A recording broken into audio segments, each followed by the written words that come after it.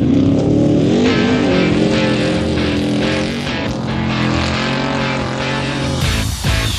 you ready to kickstart your week with some dirt slinging and tire slaying action motorsports radio that packs the biggest guests? Hi, Ken Block here. Hey, my name's Jolene Van Vliet. What's up, Brian Deegan here. Vaughn Gittin Jr. here. They've been thrown into one show that has broken down the barriers of what a motorsports radio show should be.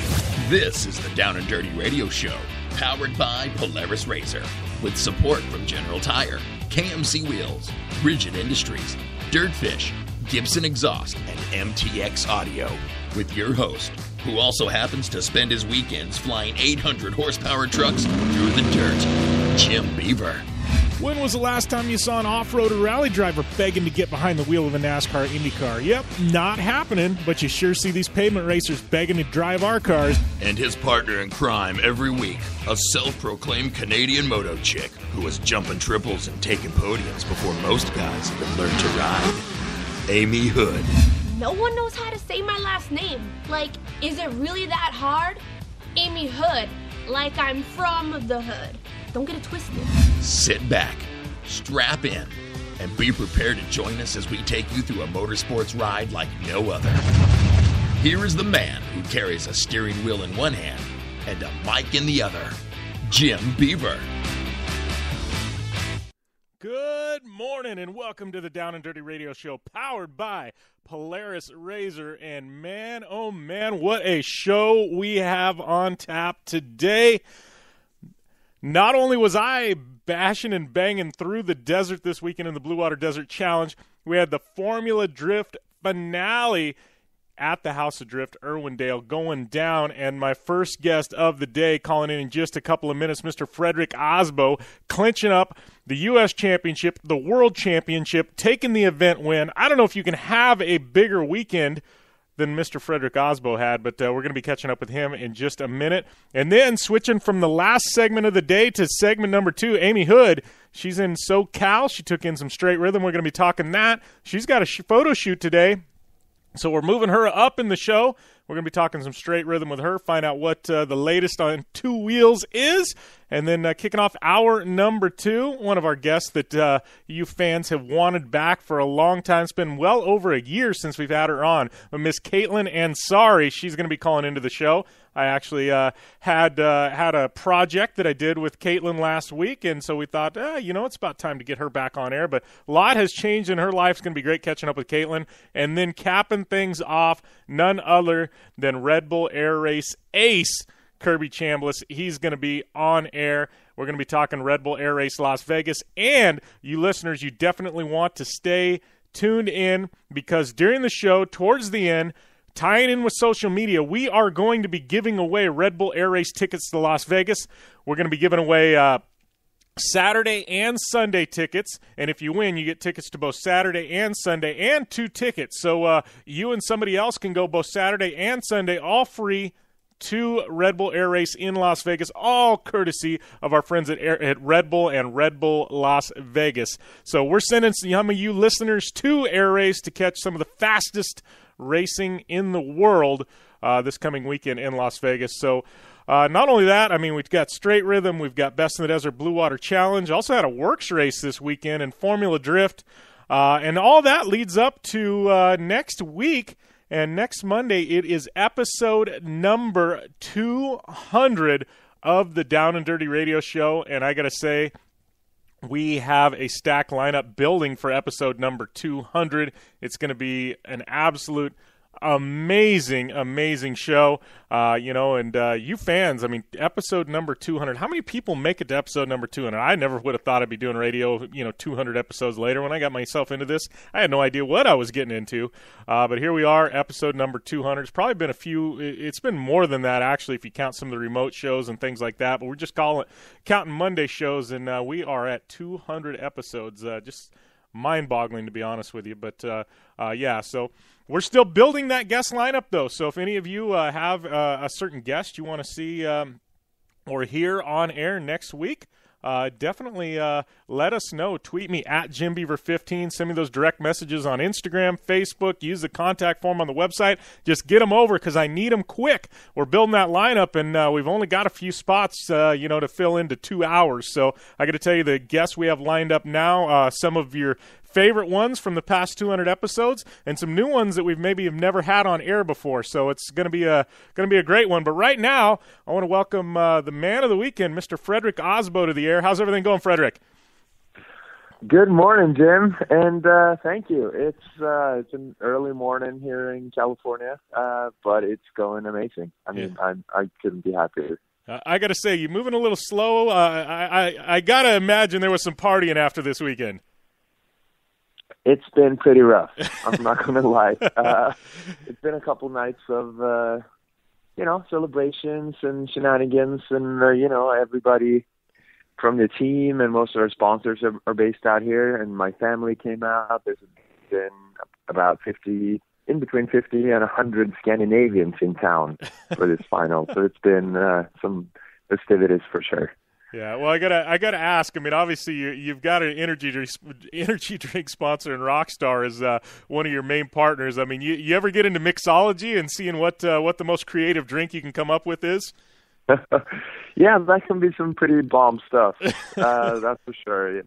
Yeah, in between all of the flavors, there's some good stuff. Yeah, for sure.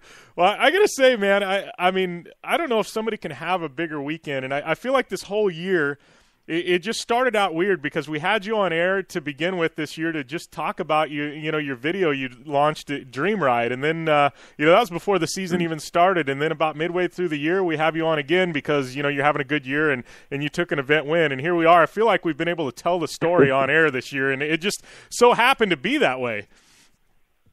Maybe you're my good luck charm. It's an honor to be back, Jim, and it's like you said, it's been a roller coaster and a crazy year for us. We won 4 out of 7 events. No one's ever done that before in FD. The previous champs have won 3 events at the most, and we won in Canada. We clinched the World Championship. Now coming into this event, Irvingdale, which is arguably the one to win. Not only may it be the final fight there, but it's the most brutal course on a circuit. And, we took down Geigo, who's been undefeated there. We went on to win the event, had my first battle with my super strong teammate, Ken Gucci, who got walked away with the win. And it was unbelievable. It's the biggest night of my life. Yeah, well, and I think it's all, it's so awesome that it came down to that. I mean, it's, you and Gucci have, battled it out. Obviously, it goes down to the final round here. And, and then, obviously you guys both make your way through the bracket where you guys are head-to-head in the final. I mean, I don't know if you could write a better script for this, right? If you scripted this, we wouldn't have been able to follow it. It's just too good. It's Ken and I, we've been wanting to do battle for 5 years. Ken's my Sign Racing teammate, and he came out swinging this year. He's been struggling for a few years. This year, it all came together. He's been the man to beat. And, the final battle of the year, we meet, and we took him down fair and square this year, but it feels good to have gotten it in the bag 2015 because he's going to come back, even stronger next year, and it's going to be a hell of a battle next year. Yeah. Well, and in talking about Scion, I mean, they got to be ecstatic with with what's gone down this year with you and Gucci, right? Yeah, and Tarek thrown into the mix as well. We ended up 4th in the championship. But yeah, this is Sion's first championship after being invested in the sport since 2007. So it's a huge year, and we're taking that TC to the top. We're running the smallest motor in the series. It's a 2.7 4-banger in an ocean of supercharged and turbocharged V8s. So we've gone against the grain. I'm not sure everybody had faith in that setup, But Steph and the guys turned it around and proved that, that little four-banger made it happen. Yeah.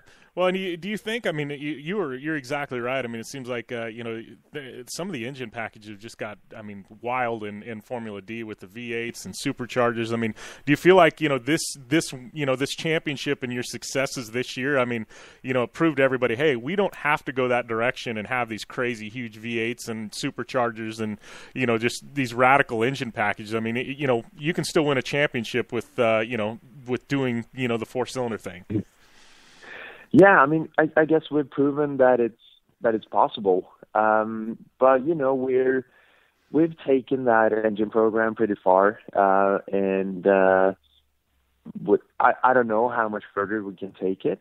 You need about 1,000 horsepower today to hang with these guys, not because you need the power alone, but because of the grip of these cars.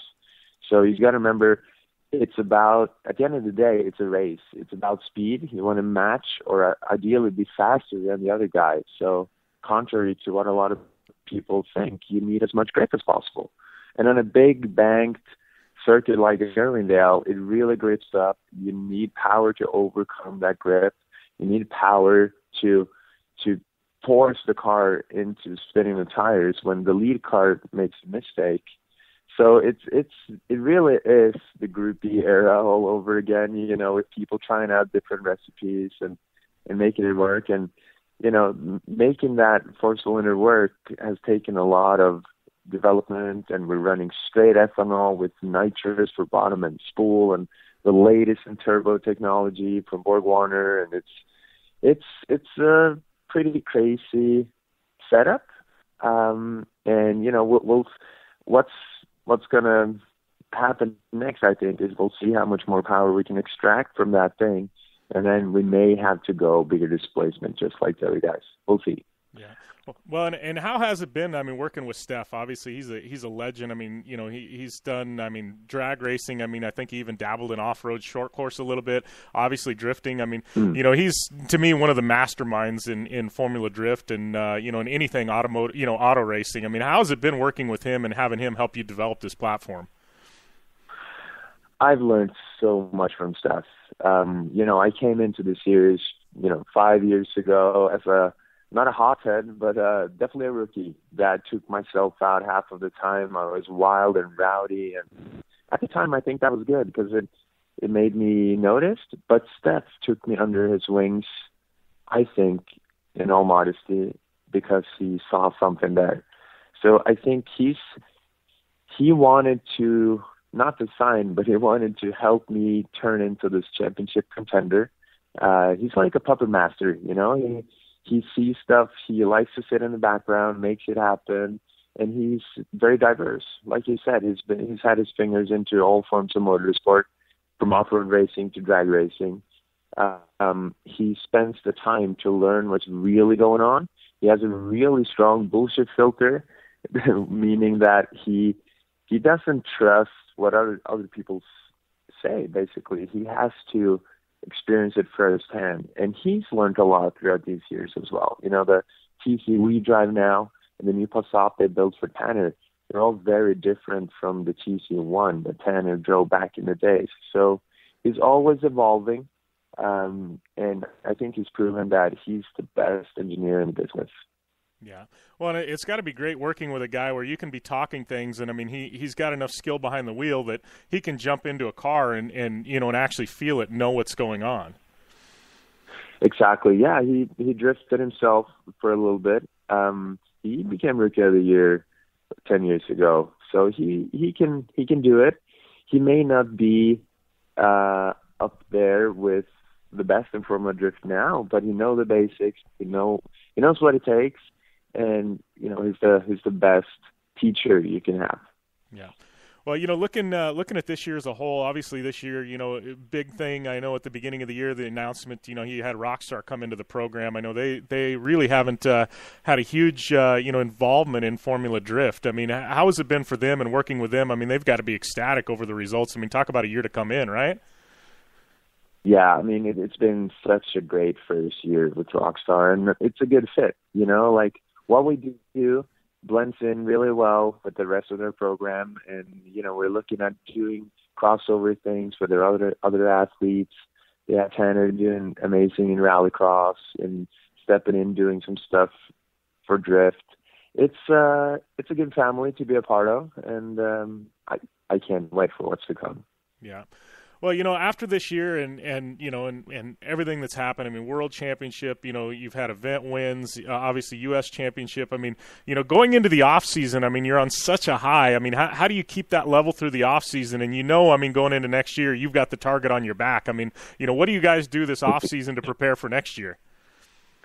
Well, first and foremost, I'm gonna enjoy this for a while. I'm gonna be out here in SoCal for a bit. Kind of paddleboarding, surfing, going to some concerts, and letting this all sink in. But we're doing some testing before next year. We're always looking to improve things. Steph called me yesterday before the banquet and said that, let me put it this way. He has some thoughts on the engine program, how to strengthen that. So we're already in 2016 mode. A lot of stuff going on behind the scenes, because none of these guys are gonna sleep through the off season. Like you said, we have a target on our back. We're the guys to beat now, and it's a good feeling. I wanted to continue, so let's do this all again next year. Yeah. Well, and I got to ask you, I know we talked about it all year long. I know you said, when you came up with the Dream Ride concept, it wasn't just, one-off video. I mean, you're going to be doing any filming this off season? Can we expect a Dream Ride, come spring? Yeah, well, I mean, we'll see. We have a couple ideas. We're bouncing them around. We've been so focused on the championship this year. And, in between competing in Asia and in Canada and in Europe. So we don't have anything firm yet, but a lot of ideas thrown up in the air. And Dream Ride that whole concept is about giving someone the ride of their life. And I think in between Rockstar and our other sponsors and friends, I think there's some pretty cool people we can give some rides. Yeah, for sure. Well, I know it has been one heck of a year for you, and I've been just excited to tell the story and how this thing is just matured, and come mid-season we had you on air, and you just definitely ramped things up, took a couple of victories, and and to cap things off with an interview today, I just I feel pretty honored to be able to have you on air. So I thank you for the support this year and calling in and kind of keeping us updated. Jim, thank you, and thanks for having me. It's always good chatting, and I hope to see you around. Yeah. Maybe at SEMA. Yeah, I will. I got to be at SEMA for an entire week and do some appearances and some stuff like that. So definitely, I'll shoot you a text. We'll have to catch up. Awesome. Thanks a lot. Yeah, thank you, Fredric, and congrats, my friend. Thanks a lot. All right, take it easy. Bye. Bye. All right, that was Fredric Aasbo, your Formula Drift world champ, U.S. champ, Irwindale race winner. Oh man, talk about a season with Fredric. It was, I don't know. I mean, I don't know if you could have a better year. 4 event wins, World Championship, U.S. Championship. I mean, brought in these new partners this year. I mean, talk about one of the drivers of the year as far as I'm concerned in motorsports this year, Fredric Aasbo, right there. You want to start talking drivers of the year, and I talk action motorsports. Aasbo's in there. I definitely would throw, obviously Kyle Duke in there, but just a tremendous season out of that camp. And obviously, Irwindale did go down. Fredric Aasbo took the event win and the championship. I mean, how can you write a better story? You've got Gucci and Aasbo going in here 1 and 2, both of them with a shot at the title. They go into Irwindale, and both of them somehow find their way into the final battle. You can't write these storylines. I'm telling you, it's just it's crazy. Aasbo obviously took the win. We had Gucci in second. And you got to talk about Gucci. I mean, talk about an amazing year. Obviously, he's had struggles in the past, and we've all known he's one of the best, most talented drivers in Formula D. But as we saw with Vaughn this year, just because you have the talent doesn't mean it equates to running up front in the championship. And Vaughn for many reasons has struggled this year. I mean, you look at Turk and Ryan's a veteran, he can wheel a car as good as anybody, and he's had struggles up until this year, and he's kind of had his breakout year or re-breakout year, so to speak. But Gucci, I mean, talk about an amazing season for him, and I don't think it should go unnoted. Obviously, finishing second in the championship to Aasbo, but just a banner year for him. And I think Fredric's right. I mean, this is a guy you need to watch for in 2016. I mean, he's going to come out swinging, that's for sure. Forrest Wang ended up taking third, and JTP Justin Pollock in fourth. We'll run down some of the other battles. Looks like Faust ended up taking a victory in the 32 battle against Nishida, knocked out by Forsberg. Forsberg ended up going through to the final 8 and getting knocked out there. Mad Mike, I think some of his best results of the year, making it to the final 8, getting knocked out by Fredric.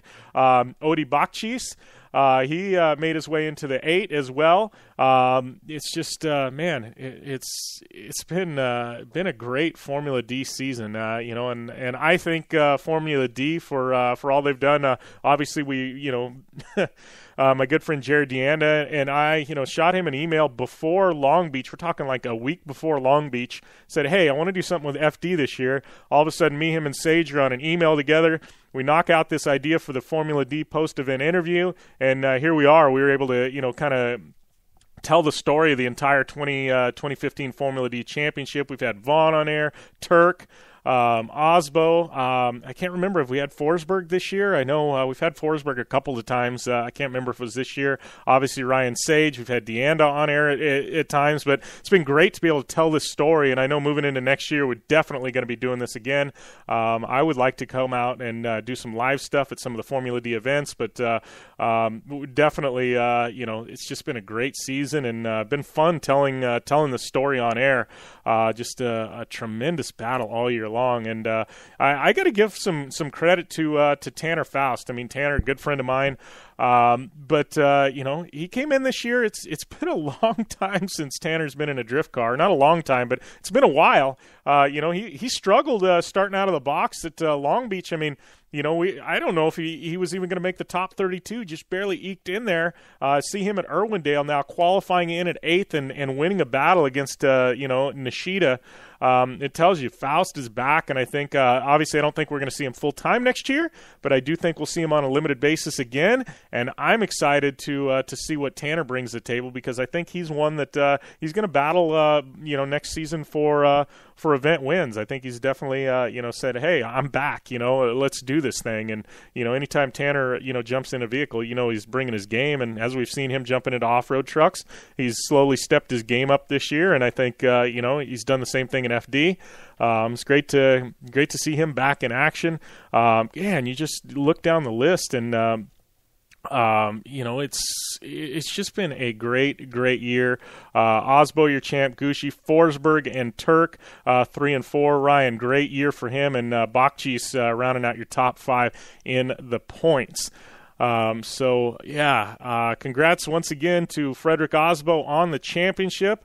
And, it's been fun. It has definitely been fun. And, me personally, I'm hoping that isn't the last time we see around at Irwindale, the House of Drift. But if it is, I mean, that place is definitely the venue that has built drifting in the United States. So I think, all us fans will always have a special place in our heart for Irwindale for sure, as well as the drivers.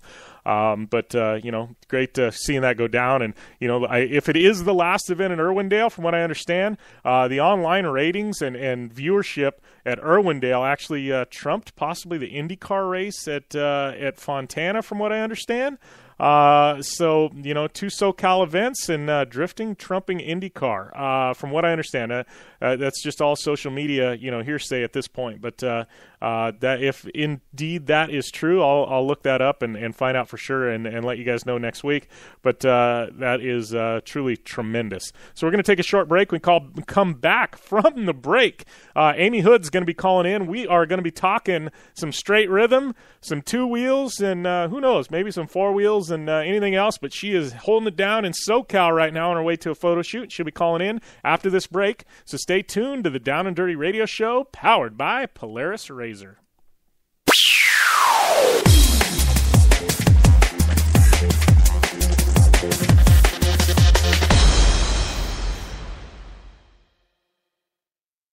I'm Polaris rider Levi LaValle, and I choose Polaris just because they have the best quality, highest performing, most fun machines out there.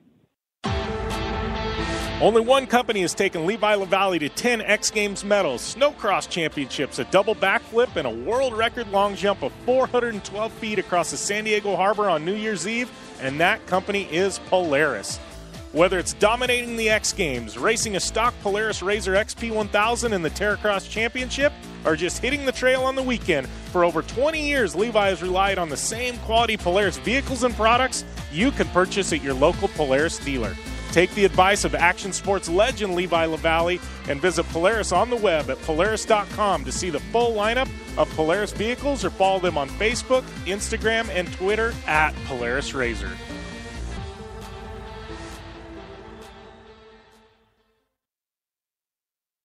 Your life demands a tire that provides durability, comfort, and performance, and that's what General Tire delivers for you. From the all-season grip of the Grabber UHP to the comfort and on-road manners of the Grabber HTS to the durability and off-road traction of the Grabber AT2, General has a tire that will help get you where you need to go. So let us take you on your next big adventure. Tweet us at General Tire, hashtag anywhere is possible, because with General Tire, anywhere is possible. Baja, check. King of the Hammers, check. Crandon, check. The Mint 400, check. Only one wheel company can say they have dominated the deserts and rocks of the Southwest to the mud and carnage of the big house at Crandon, and that company is KMC Wheels. KMC Wheels has won them all with the help of elite drivers like Travis Pastrana, Ricky Johnson, Bryce Menzies, Carl Renazetter, and Lauren Healy, who all rely on the XD Series from KMC Wheels to get them to the finish line and on top of the podium. Check out KMC Wheels and their full line of XD Series wheels at KMCWheels.com or on Facebook, Instagram, and Twitter at KMC Wheels. KMC Wheels, like no other.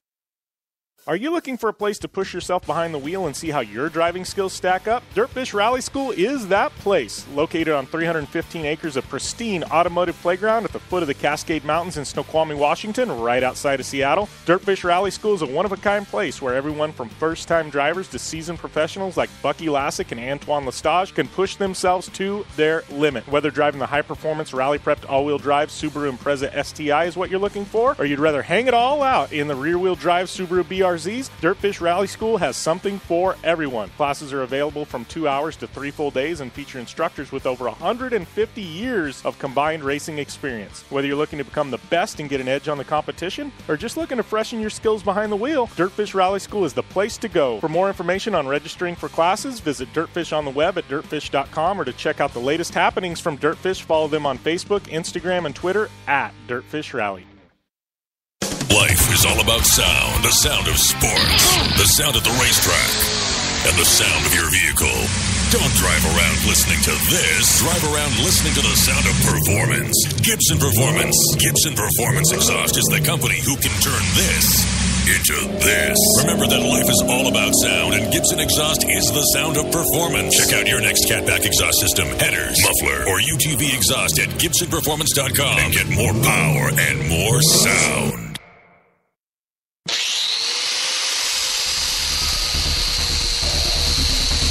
Rigid Industries is the original and #1 LED light bar manufacturer in the world.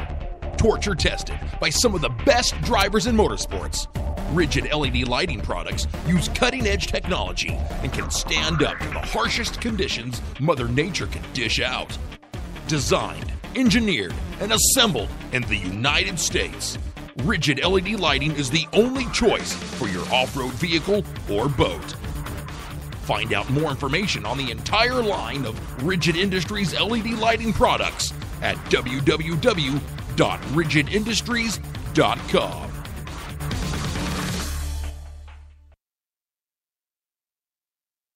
The Great Abella has come to Blue Water Resort and Casino. The Great Abella knows what your future holds. Gifts, riches, opportunity. Every Saturday through October 24th, you can consult with the Great Abella. Earn just 500 base points on your club card each Saturday to swipe your card at the Great Abella fortune teller kiosk and learn what awaits you. HD TVs, iPads, GoPros, Xboxes, and more. Even free slot play or cash. The Great Abella will see you Saturdays from 10 a.m. to 8 p.m. only at Blue Water Resort and Casino on the Colorado River in Parker, Arizona.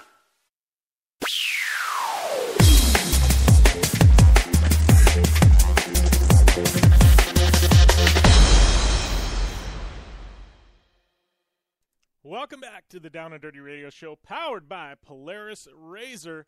Just got done with none other than Formula Drift U.S. and World Champ and Irwindale event winner, Fredric Aasbo, and great catching up with Fredric. Third time this year, and like I said with him, man, we've been able to, kind of tell that story throughout the year, and it's been awesome, before the season, mid-season, after the season. Just so happens he took home all these championships, 4 event wins, and talk about just a great guy, and you talk about fun guys to get on air, and, he's always got stories, and it's just always a good time. But do want to mention, as we wait for Amy Hood to call in, something funny over the weekend. Louis Hamilton, I don't know if you're a Formula One fan. Obviously, I'm a Formula One fan. We don't cover it on this show. But, they're in Russia. I didn't watch the event, but Putin was on the podium after he won the GP over there. And, he shakes hands as, the boss man over there in Russia, and, shakes hands with Louis Hamilton. Louis gets the champagne and, shakes it up, pops the cork, and sprays it all over Putin. I think everybody in the world in that moment became a Louis Hamilton fan. It's everybody in the world would love to douse a guy in champagne. He literally pointed the bottle directly at him and gave him a shower. So, I don't know. I definitely, always been a fan of Louis Hamilton, but that definitely ramped it up a notch after seeing that. There's definitely, I guess, pictures of it all over the internet. But I think everybody in the world in that moment was excited, except for Putin. But big props goes out to Louis Hamilton on that. But yeah, we got Amy Hood coming up in this next segment. She's, I know, a little bit different today. Normally cap things off with her, but she's in SoCal getting ready to do a photo shoot. But Red Bull Straight Rhythm happening this weekend, and it's always just an awesome event to be able to watch. For those of you that that like to watch online, obviously it's going to be part of Red Bull Signature Series. They're going to have that coming up. I don't know. We'll get the dates for you. Obviously, it's usually delayed by a month or so.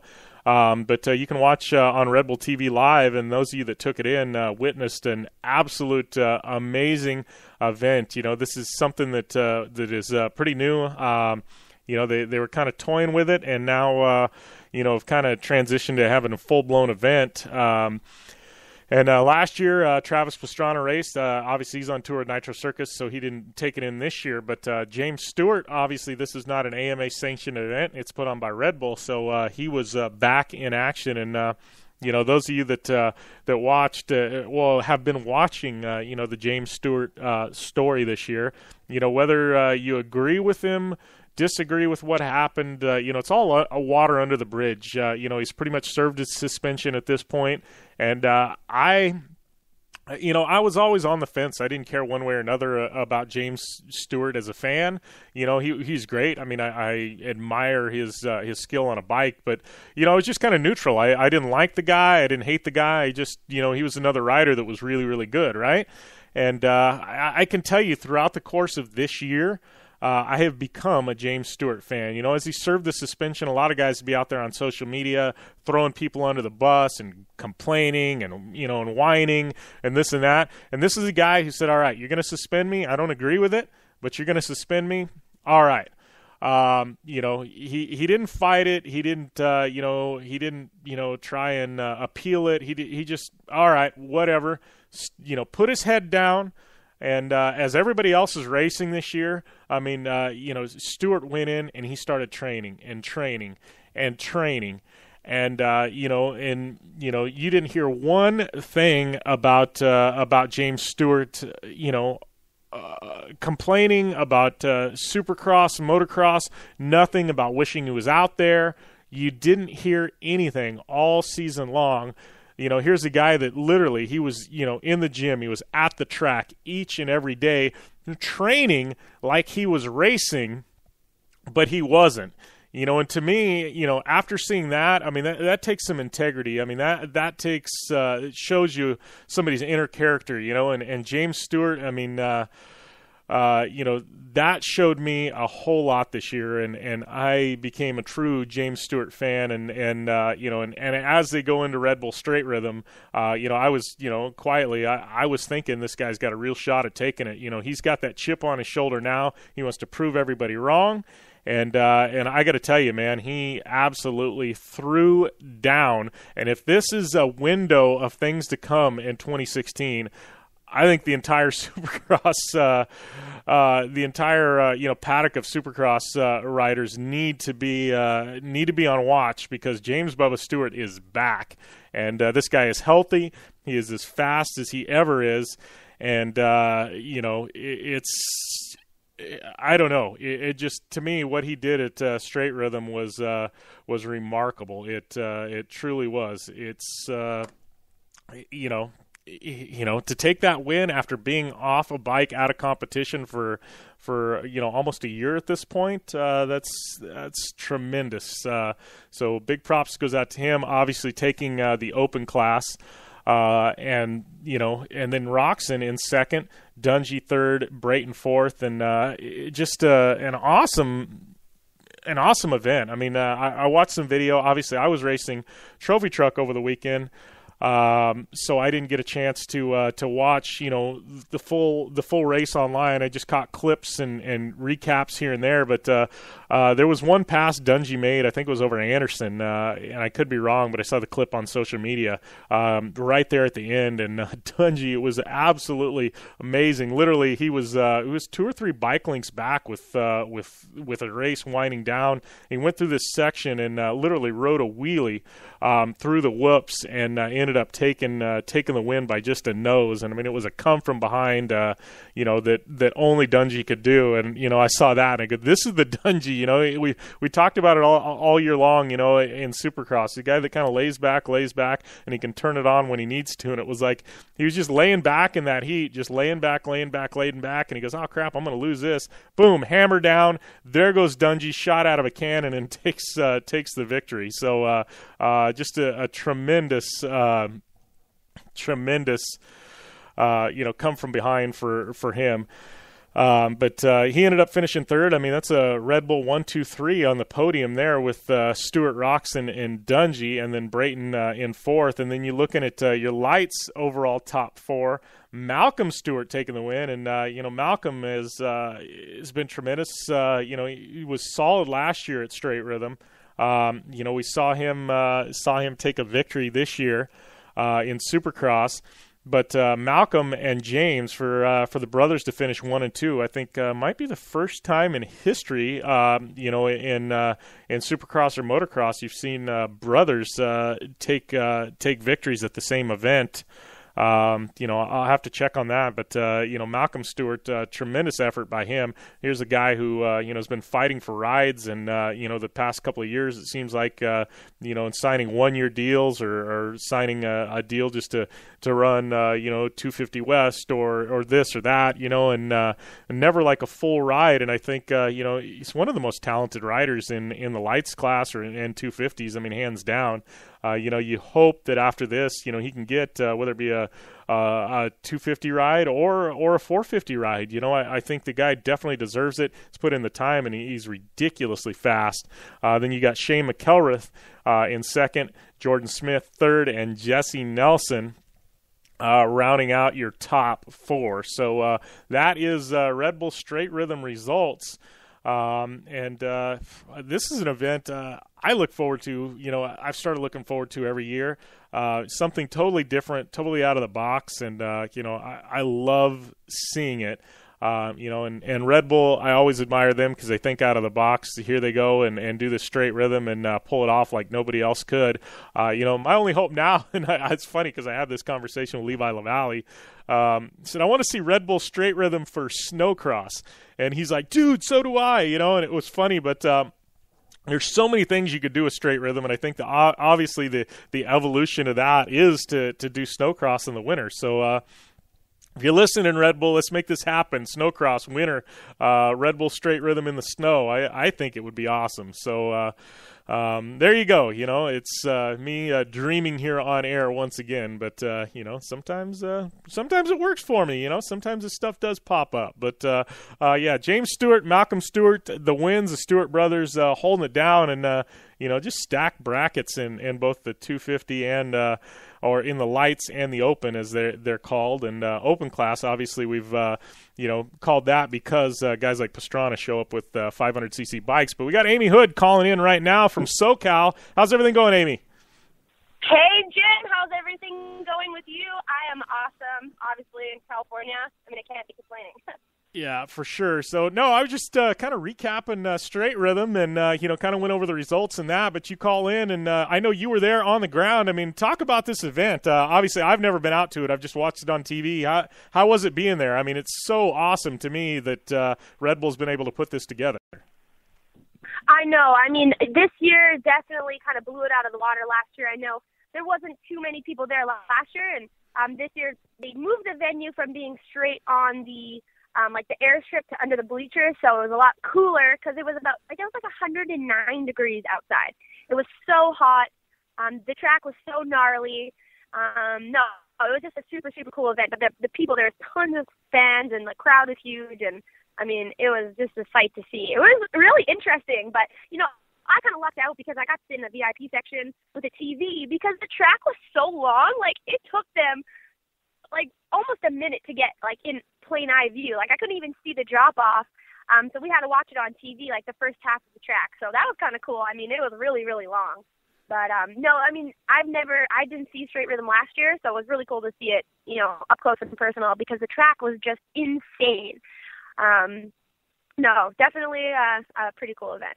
Yeah. Well, and talk about, I know obviously you and I have talked, and I we've both come to the conclusion, even before this event, I think James Stewart is going to be a force in Supercross next year and one of the guys to beat. After what we saw at Straight Rhythm, this guy is bringing it. Oh, no, definitely. But, there was that one time that Dungey came in and beat him the one round. I know they battled 3 times. But, James Stewart is that kind of guy who pulls it all out when he needs to. And this is the type of event, there's so much talent in such short amount of time. Everybody was kind of saying that was the word on the street is the guy is just so ridiculously talented. And the things that he can do, he was jumping the whole dragon back from the bottom and just jumping right over it, something that none of the other guys were doing. He just pulls these weird tricks out of his hat to make it happen. And that's what's so cool about James Stewart is his ability to just get it done. And, this is his event. This was his kind of comeback. So that one time that Dungey got him that one round, I was like, oh, no, no, this can't happen because it kind of sets the bar for what we're going to see from him for the rest of the season. But, no, both Stewarts just pulled a solid. It was, that was their event to clean up for sure. Yeah, it had to have been pretty emotional to see both the Stewarts coming away with wins. For the brothers, I know. It had to have been, I know Malcolm won earlier in the year, and, he's pretty emotional, taking his first victory, and, in Supercross, and his brother wasn't there. Brother. Yeah. So it had to have been pretty. That's really cool. Yeah, it had to have been pretty special. So. But, I do got to send a shout-out to RJ. He took a pretty big digger there. Luckily, I know he just rang his bell pretty good and hit his head, so no serious injuries for him. But, that is a really, really tough place to crash on. You're going to the whoops, but it's not like a Supercross whoop section. You are going 40 miles an hour, 4th gear tapped, and then pile driving into basically concrete because they steamroll the track the night before.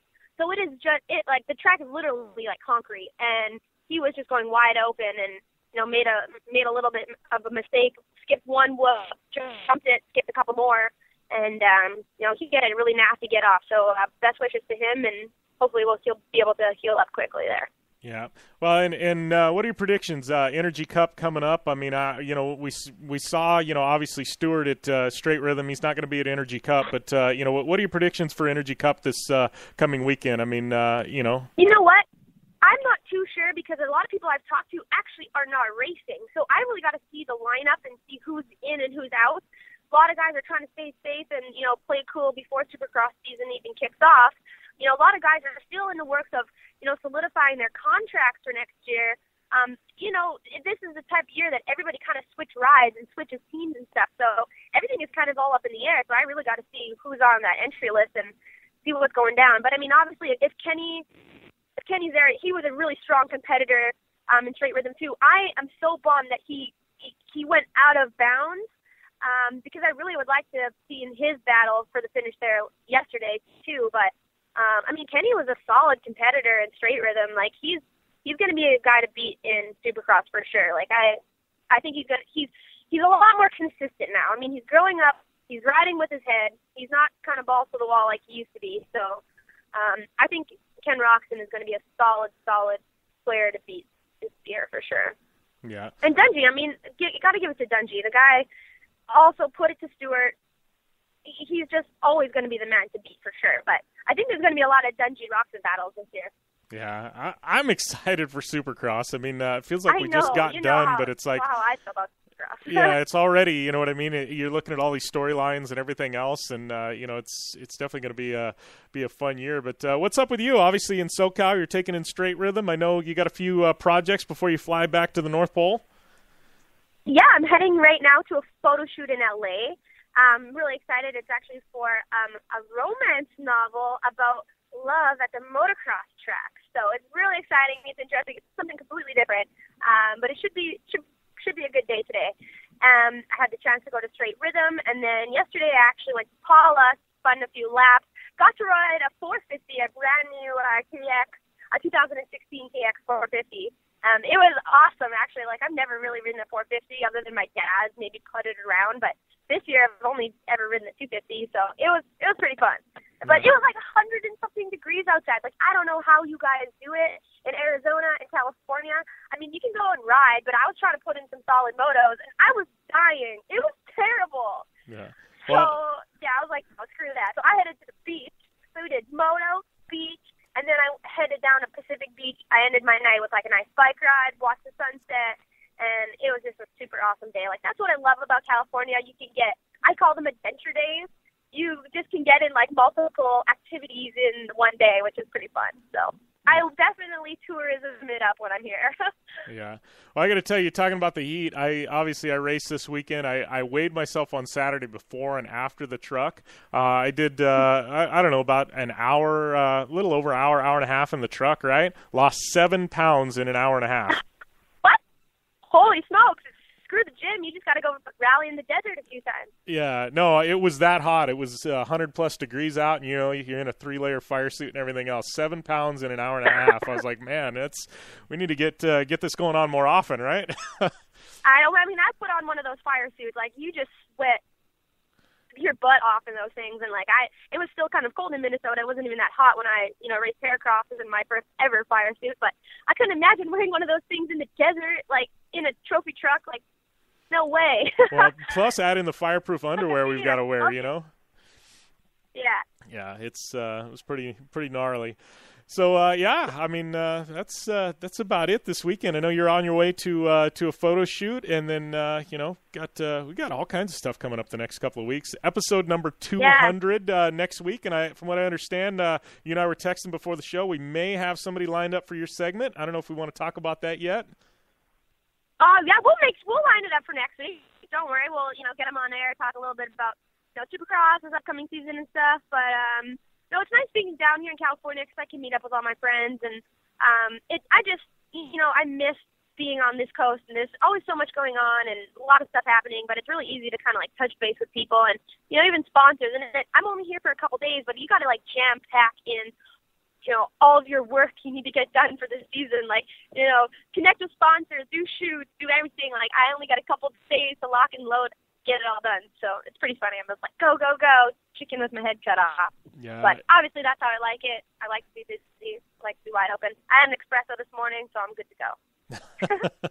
Only a single shot, or you throw some more shots of espresso? No, I'm double espresso macchiato. You know how it is. Yeah, I was going to say. The more the merrier. The more caffeine, the merrier. Yeah, I think I've met the one girl that outdrinks me in Red Bull, so yeah.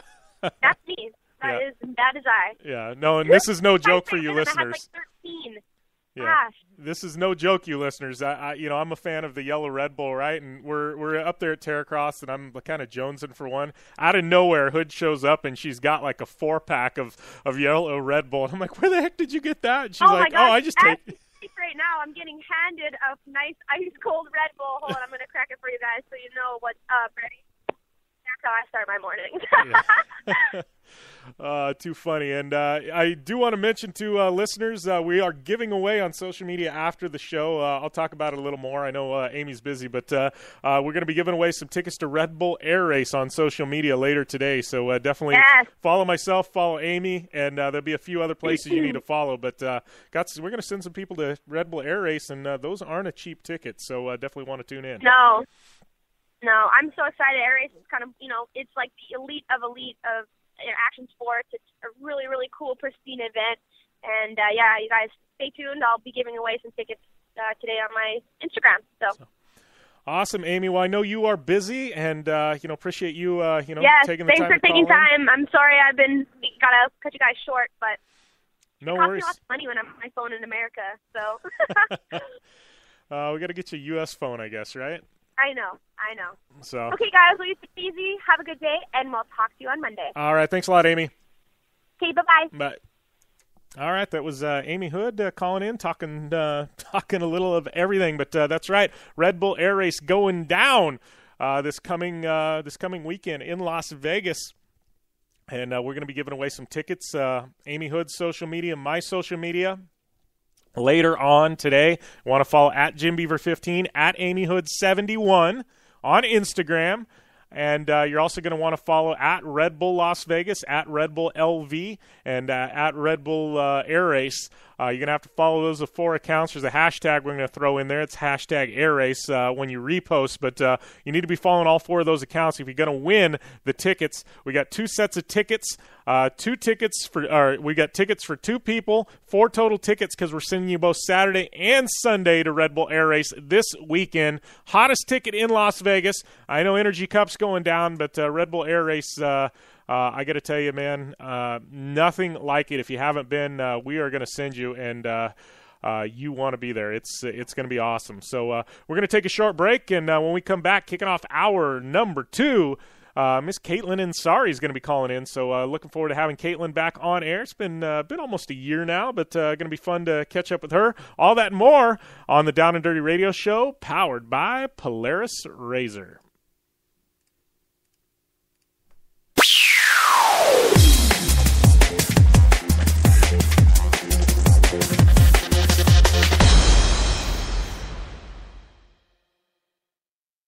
Hey, I'm RJ Anderson, factory Polaris driver, and I drive Polaris because it's the most capable, race-ready off-road vehicle on the market.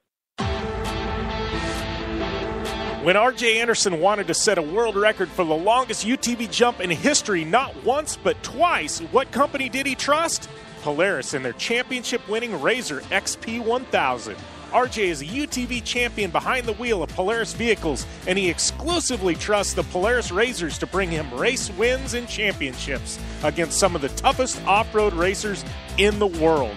The same Polaris Razors RJ has won championships in, set world records in, and conquered the Wall of Death in XP1K2 are available to you at your local Polaris dealer.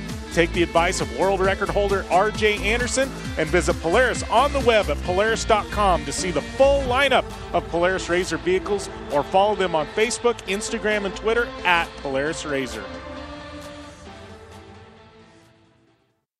Looking to have some fun on four wheels? Dirtfish Rally School has you covered. Packing as much adrenaline and adventure as you can handle into high-performance all-wheel drive and rear-wheel drive Subaru rally cars is where the fun begins at Dirtfish. Just 30 minutes outside of Seattle in Snoqualmie, you'll get a chance to train up to 3 full days with some of the country's best instructors and be put through the high-octane rush of rally on mud, dirt, and tarmac. Get started today and call 425-888-7715 or visit us online at dirtfish.com and use code 911 for a 15% discount. For 100 years, General Tire has provided tires for your lifestyle, your adventure, your anywhere. Born from competition, the Grabber tire offers the durability and off-road traction you demand in a tire. We put these tires to the test in the harshest off-road racing conditions to give you a tire that will make your anywhere possible. So let us take you on your next big adventure. Tweet us photos at General Tire, hashtag anywhere is possible. Because with General Tire, anywhere is possible. Baja, check. King of the Hammers, check. Crandon, check. The Mint 400, check. Only one wheel company can say they have dominated the deserts and rocks of the Southwest to the mud and carnage of the big house at Crandon, and that company is KMC Wheels. KMC Wheels has won them all with the help of elite drivers like Travis Pastrana, Ricky Johnson, Bryce Menzies, Carl Renazetter, and Lauren Healy, who all rely on the XD Series from KMC Wheels to get them to the finish line and on top of the podium. Check out KMC Wheels and their full line of XD Series wheels at kmcwheels.com or on Facebook, Instagram, and Twitter at KMC Wheels. KMC Wheels, like no other. American rock and roll legend Chubby Checker, the one and only, live at Blue Water Resort and Casino. Chubby Checker, live in the Blue Water Showroom, Saturday, November 21st. Don't miss Chubby Checker. It's party time! Get up! Tickets on sale now. $45 general admission, VIP $55. Online at BlueWaterFun.com or at the gift shop. Chubby Checker live November 21st at Blue Water Resort and Casino on the Colorado River in Parker, Arizona. Life is all about sound. The sound of sports. The sound at the racetrack. And the sound of your vehicle. Don't drive around listening to this. Drive around listening to the sound of performance. Gibson Performance. Gibson Performance Exhaust is the company who can turn this into this. Remember that life is all about sound, and Gibson Exhaust is the sound of performance. Check out your next catback exhaust system, headers, muffler, or UTV exhaust at GibsonPerformance.com and get more power and more sound.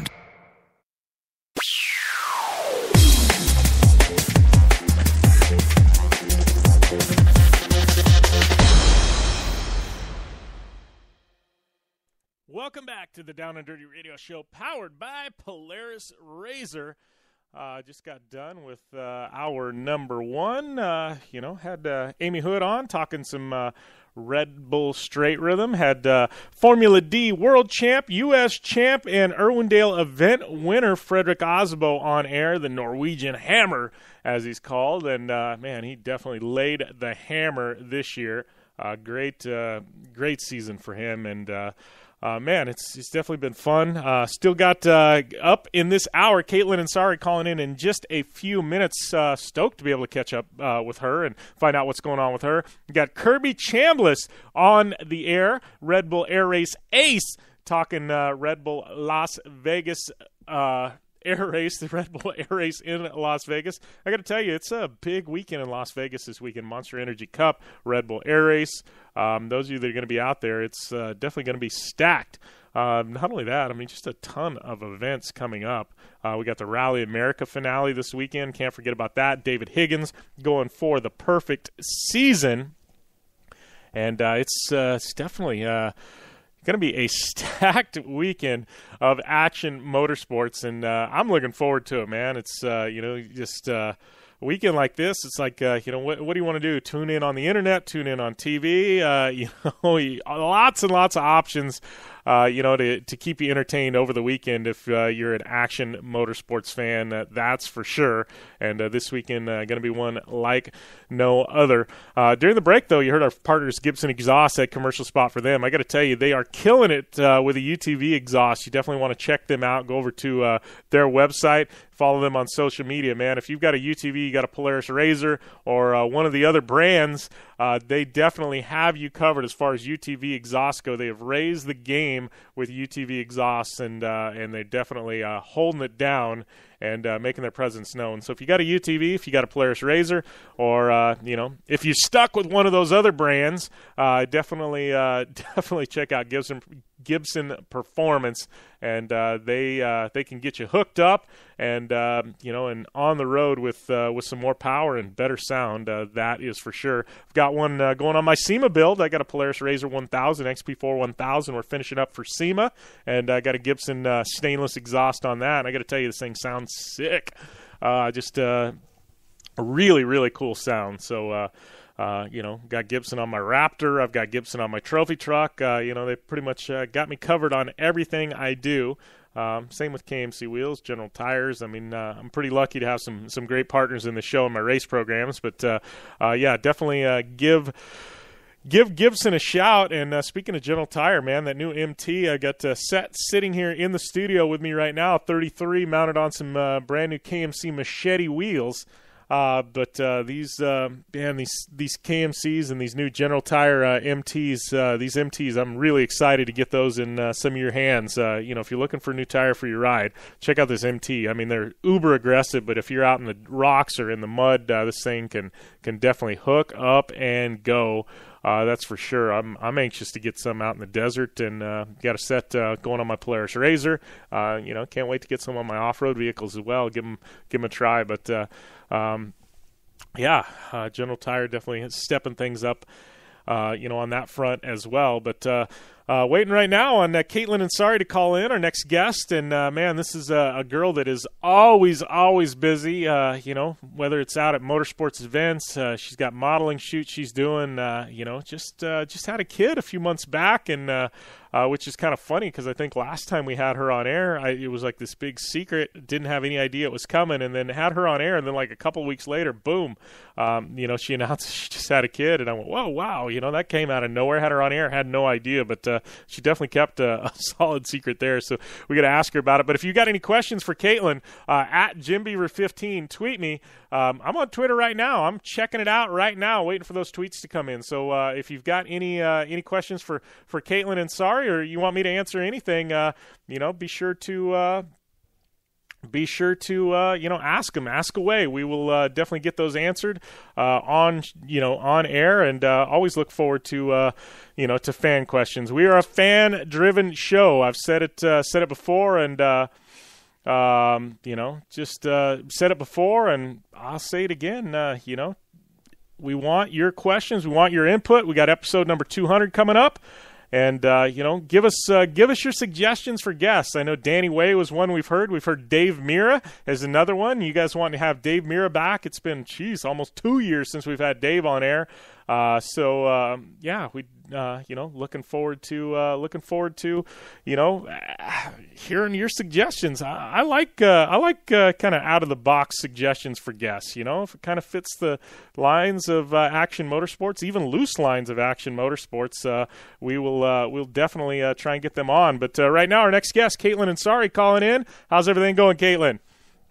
Hey, I'm good. How are you? Pretty good. I guess a long time no talk. No, seriously, it's been a couple of days, right? A couple of days. Yeah. You made me wash your truck. Yeah, that's right. I guess I was lucky enough to have Katelynn wash my truck for me. You said, seriously though, that was like the first truck you'd ever washed. Is that the truth? It was the first car I think I've ever washed too. So you're a drive-through car wash person. No, I don't even wash my own cars. I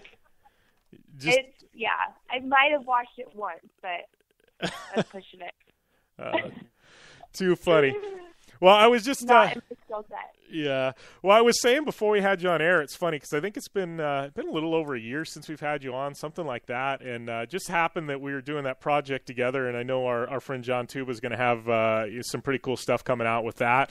But it's been like a year, and last time I had you on air, I know you and I were emailing back and forth this like a year ago, and I can't even remember how it popped up. But anyways, we got you on air, and literally like a couple of weeks later, you had your son, and I was like, holy crap, that came out of nowhere. I had no idea you were pregnant when we had you on air. That was like one of the world's best kept secrets, I guess. I know. I'm pretty sneaky like that. But, yeah, I had a baby. He's amazing. And, yeah, working on getting my body back now. Yeah, well, I got to say, having you out here, I mean, I think you look A-okay to me, so I wouldn't worry too much about it. Well, thank you. But, no, seriously, though, I mean, you are somebody, I mean, after we had you on air last time, I really didn't know you that well, and I immediately go, this is a girl that's got her head on her shoulders, right? I mean, obviously, you've got a college degree. How has it been with you? Obviously, you've always got that to fall back on, but being in the modeling world and kind of being a public personality and out there in the face of the public, I mean, I know, following your social media, you were kind of worried after you had your baby about being able to bounce back into finding jobs. I mean, it seems like everything's been okay though, right? It's been pretty easy. It's definitely been pretty easy. Surprisingly, I thought, being 26 years old, that, I was kind of older for being in the modeling world. I started when I was 20. So, competing with girls that are 20 now is like, I was so afraid. But it's actually been crazier. Like, I'm actually getting bigger jobs and booking more and having to turn stuff down that I'm just like, I can't do it, which is something I could have never even imagined. So I'm so grateful for that. And then, I'm just going to see where it goes. Yeah. Well, I know you were always one that, you always said, you do it as long as you can, and then, you get a real job afterwards, right? Yes. I'm just going to ride this out, but I'm also studying to be a personal trainer. Okay. So just in case none of this, goes into longevity, which I'm hoping to get like a cool hosting job or something, I can always fall back on that. And being in Newport, there's always those women that, want to get that booty tight. So yeah. I will help them with that. Yeah. Well, do you feel like, I mean, obviously you've got a college degree, and I believe it's in advertising marketing. I mean, you feel like that's been, you as a model, it's been pretty helpful to be able to market yourself as a person and get these jobs. I mean, being able to have that, and that knowledge that a lot of other people don't have. Definitely. I mean, especially when I was younger and just starting out in the industry, kind of having to navigate everything for myself, it really helped me like talk to people in a more professional way and kind of negotiate my different rates and do everything in a very professional manner instead of acting like a 20-year-old girl. Yeah. So when people would meet me, they were like, oh my gosh, I didn't know you were 20 years old. And it's just a very nice way to be able to carry myself through emails and phone calls to show that I'm professional, as well as like a really good time,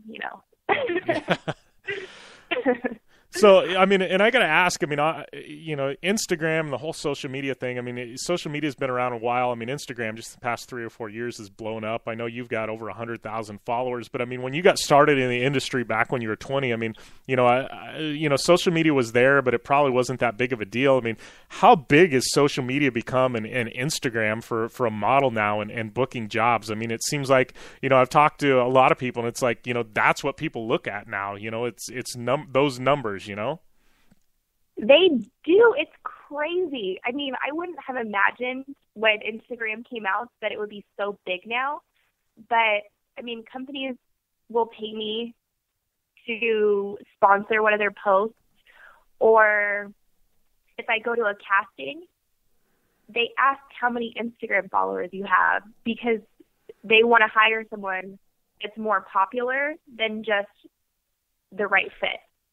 So it's huge to like know how to navigate your own social media and like maximize and do it as well as you can because it's so big. It's insane. Yeah, I mean, to me, you know, and I guess I could look back and I'm like, man, I was pretty stupid. Like, I was kind of late to Instagram, and I mean, I look at things now and go, geez, I wish I would have known now what I knew then. I would have started like when Instagram first came out, been one of the first people to build these numbers, you know? Right. I remember actually teaching Mercedes how to use Instagram, and we sat all night, and I was telling her, like, she was a little late to the game. Yeah. And I mean, now she's killing it because she's hot and amazing. But it's definitely one of those things that people who jumped on it early are definitely benefiting from. Yeah, for sure. That being said, any ideas? I mean, I know you're on Snapchat, you're on Twitter, you're on Facebook. I mean, you know, what's your feeling? What's the next big one? Where should we be investing our time, right? Oh, man. I've been trying to get into Periscope. That's like it's kind of cool. I mean, I don't think my life's that interesting for Periscope yet, but yeah, it's definitely cool. Yeah, like where you could follow someone around all day and see like what they do. Yeah, well, I know I was one of the first ones on Periscope, and I don't know, my following's still, it's all right. It's not. But to me, Periscope's crazy. Every time I go live, like, seriously, it'll be like, you know, there'll be like 300-400 people watching this live stream, and I'm like, who are you? And is it really that interesting? Like, I don't know where I get these numbers. I know. I think the same thing. And then you can't see them, so it's kind of weird. Yeah. You're like, hi, can't see you, but you're there. Yeah, it's yeah, it's definitely weird, but you know, kind of bring us in the loop on what you've got going on now. I know obviously you've got some modeling, you've had some pretty cool stuff. I believe it was at Women's Health magazine. You're doing some projects with them. Yeah, I'm one of their ambassadors, which is such an honor to me because I love fitness, and they selected me out of about 10,000 different applicants, and I've been working with them all year. I've been working on their charity with them, the Run 10, Feed 10. And I'm working on that with them. I'm also probably going to go to Australia for the Stadium Super Truck event out there. What else? Yeah, that would be fun. You ever been to Australia before? I mean, you know, that ought to be fun going down there with Stadium Super Trucks. I'm a little nervous because everybody who's from Australia says it's like gnarly camping. Like there's spiders everywhere and people jump off things all the time. They're just like crazy people. So I might want to bring like, I don't know, like some protection. I will say I know that my Australian friends that I have, and I'm not saying all Australians are that way, but the ones I have are generally a little crazy, and they like to drink. Oh, my gosh. So you add the two in together, and no telling what's going to happen, right? I know, especially because I don't drink too much anymore. So when I do, it's like, woohoo, bye, Katelynn. Have fun. Too funny. So I got to ask you. I know you know you did a lot of work with Formula D in the past, and I know you did some work with Hankook and Fredric Aasbo. We just had him on air. He just clinched up, literally just killed everything this year in Formula D. But you got to miss being in that world a little bit. I'm so excited for Fredric. Like, I've been seeing social media just blow up with him and, you know, all of his success. And he's such an amazing driver and an even better person. And I do miss Hankook. I miss being in the cars and being able to drift and meeting all the fans. I think they were some of the best fans ever. But the locations were never the best places to go visit. It was like these little podunk towns that I don't think anybody lived in, and we would stay at Motel 6s. But I loved the events. The events were fun, and I'm so excited for Fredric. Yeah, he deserves it. Yeah, he's one of my favorite people to have on air because he's just a personality. And like you said, I mean, he's just, you know, the guy you see on social media, the guy you see in interviews. I mean, that's the real Fredric. I mean, he's just that kind of guy. He's just a genuine person. And he's absolutely had an amazing year this year. Awesome run. Yeah, he kind of, welcomed me into the circuit on my first year. He was one of those first smiling faces that was like, hey, come on, get in my car for the opening thing. I'll show you how it's done. And I was like, what? Do I wear a seatbelt? Like, what do I do? What are you going to do? I was freaking out. And he's like, don't worry, I got you. And I was like, okay. So he's awesome. Yeah, you've been pretty fortunate. You've ridden with Fredric Aasbo in a drift car. You've ridden with BJ in his trophy truck. I mean, you're killing it. You've had quite some pretty awesome rides. I know. I'm so fortunate for this life. It's insane. I wouldn't trade it for the world. Yeah. Awesome. I know you and I were texting yesterday about that, and I think, it's one of those things you look back, and it's one thing I like about you. You're always positive in your posts and things like that, and, and a lot of people like to throw people under the bus when they get angry, and everything you do is keeping it positive, and, and I think both of us, we were talking yesterday, and we're just fortunate to be able to meet the people we do and do the things we do. I mean, I think, a lot of people don't count their blessings, and, I'm one that I definitely do, and I know you're one that does as well. Yeah, I mean, life is full of setbacks, and you have to appreciate the lows because it makes the highs that much better. And, if you kind of just focus on the highs, the lows don't ever seem that bad. They're going to happen. They're going to be shitty. They're going to be, but it's not life if you can't appreciate the good stuff. And being able to travel everywhere I have and meet people like you and everybody else, BJ, Fredric, it's like a dream. It's not. I don't even feel like it's real life sometimes. Yeah, well, that's it. It's you bounce around, and it's some of the people you meet and you call friends. I'm like, oh man, it's this is a crazy roller coaster, but people give their eye teeth to be doing what I'm doing. I got to be thankful. Yeah, for sure. I mean, people try their whole lives to have a life kind of like we have, that you can just say, wow, this is amazing. Yeah. And for us, it's, we work hard, we do it, but we've definitely been very blessed to be put in this situation and capitalize on it. Yeah, for sure. As we speak, our friend Sammy the Bull's hitting us up on Twitter. I don't know what – he may be at one of the old websites that used to air our show, but he's giving a shout-out to you. I know he's definitely one of your biggest, most loyal fans. He's even got you on the hood of his truck, right? He does, and he got that's like the most amazing picture. And everybody, there's a lot of people that are interested. They want to get that hood made for their truck. He recently got a Challenger that he named Katelynn, which is awesome. I'm like, if you ever don't want that anymore, I could take that off your hands. Oh, too funny. It's a pretty sexy car. No pun intended there. Yeah. For sure. So what's up next for you? I know you've got a lot of projects in the works, got a lot of gigs coming up. I know you mentioned you going to Australia. I mean, what are the future plans for you, though? You're pretty happy doing the modeling. I know we've talked. You want to kind of get into, some on-camera, I guess hosting type roles and things? Yeah, I love modeling. I just don't have any goals to go for anymore. Like I said, I've been blessed to get pretty much everything I wanted out of this career. So now I definitely want to go more into hosting, and I'd love to get into the action sports hosting scene or maybe even in the fitness scene. So somehow, some way, I will be on TV doing hosting within the next 5 years. I know if I just set my mind to it, it's going to happen, and mark it on your calendars. 5 years from now, it'll happen.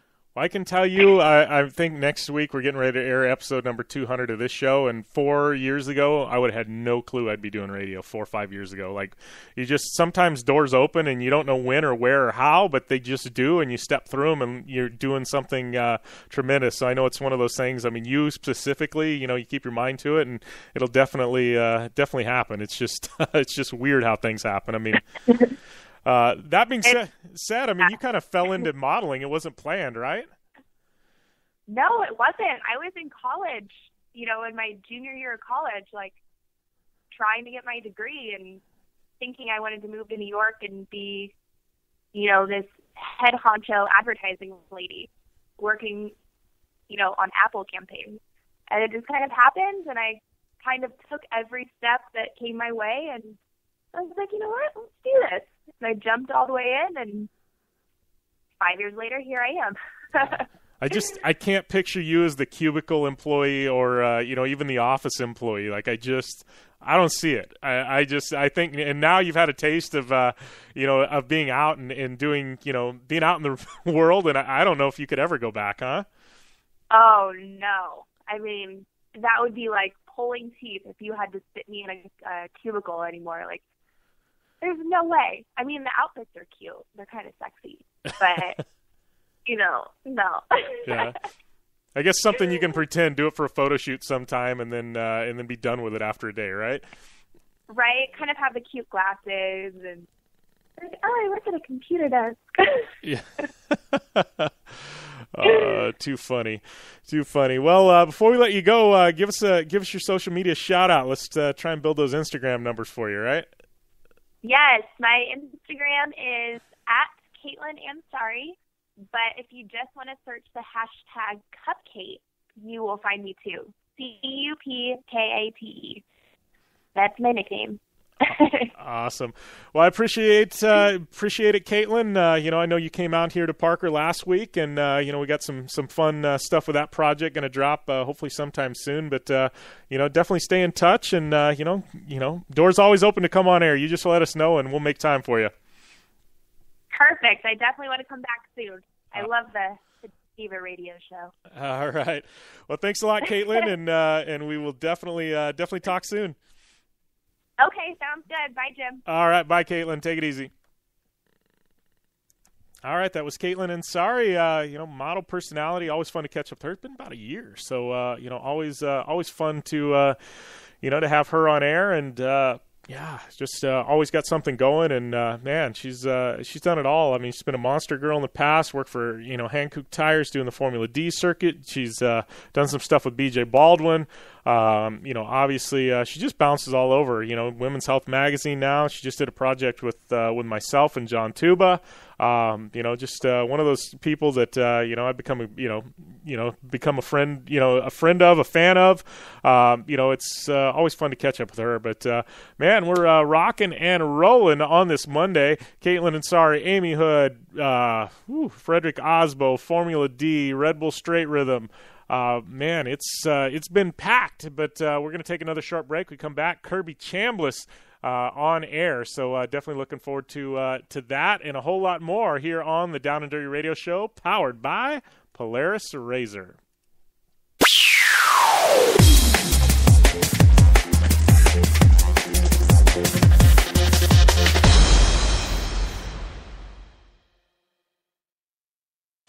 I'm Polaris rider Jim Beaver. I race trophy trucks professionally, host a Down and Dirty radio show, and also travel the country announcing motorsports events. I've seen it all, and trust me, I've done most of it. So when it comes time to relax on the weekend, nothing is better than taking time with my family in our Razor vehicles. They've got the reliability I need to just pick up and go explore the desert, dunes, or trail, and have the capability to attack even the harshest terrain. If you're looking for some of the most reliable and safest, and hands down most capable off-road machines in the world, look no further than Polaris and their award-winning lineup of Razor vehicles. Whether you want your daughter to experience off-road driving for the first time in a Razor 170 like me, take the entire family out in a Razor XP4 1000 on the weekend, or shred the desert and dunes in the all-new Razor XP 1000 Fox Edition, Polaris has you handled. Take my advice and join me and some of the best drivers in the world by driving a Polaris Razor. Check out the full Polaris Razor lineup at Polaris.com or follow them on Facebook, Instagram, and Twitter at Polaris Razor.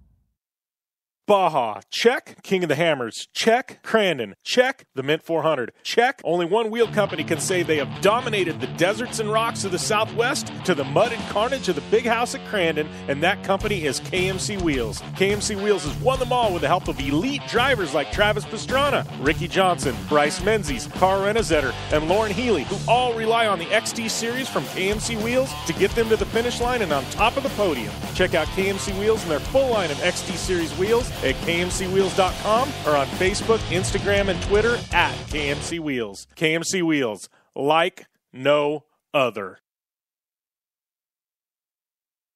For 100 years, General Tire has provided tires for your lifestyle, your adventure, your anywhere. Born from competition, the Grabber tire offers the durability and off-road traction you demand in a tire. We put these tires to the test in the harshest off-road racing conditions to give you a tire that will make your anywhere possible. So let us take you on your next big adventure. Tweet us photos at General Tire, hashtag anywhere is possible. Because with General Tire, anywhere is possible.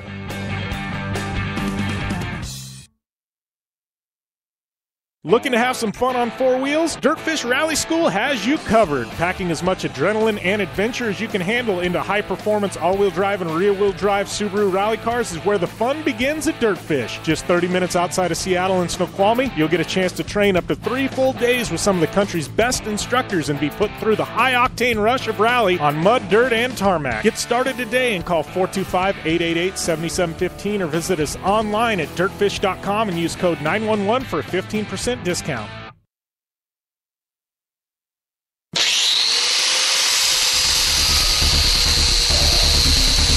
Rigid Industries is the original and #1 LED light bar manufacturer in the world. Torture tested by some of the best drivers in motorsports. Rigid LED lighting products use cutting-edge technology and can stand up to the harshest conditions Mother Nature can dish out. Designed, engineered, and assembled in the United States, Rigid LED lighting is the only choice for your off-road vehicle or boat. Find out more information on the entire line of Rigid Industries LED lighting products at www.rigidindustries.com.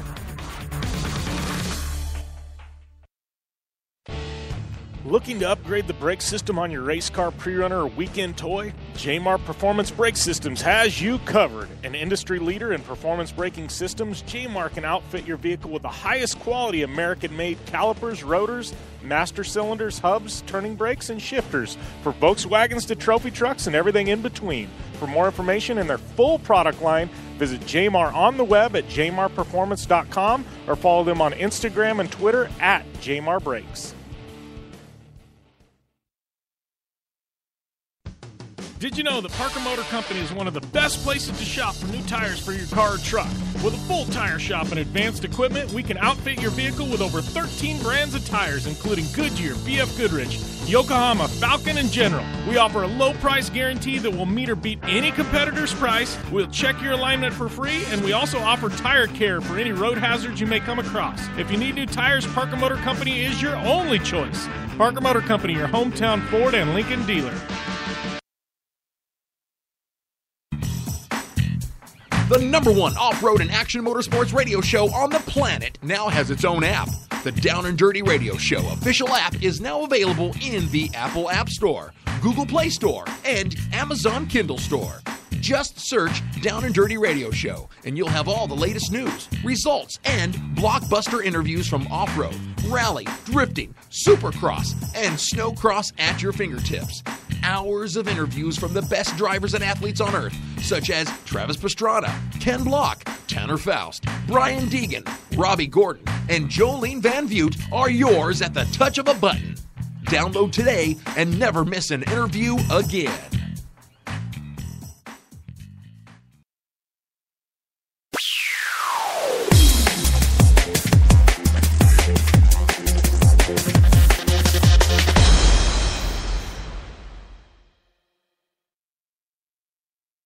Welcome back to the Down and Dirty Radio Show, powered by Polaris Razor.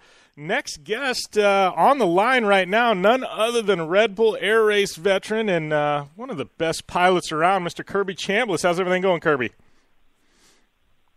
Oh, it's going great. You know, it's funny you mentioned the Razor. I actually have one of those, and we take it out to kind of live up in the hills and have a blast with it. It's cool. Yeah, they're a ton of fun, you know, and I got involved with the Razor brand a few years back, and I know they're tied in with Red Bull in the Signature Series, and, man, I tell you, you can have a lot of fun, especially out here in Arizona in one of those. That's for sure. Yeah, we really enjoy ours. Yeah.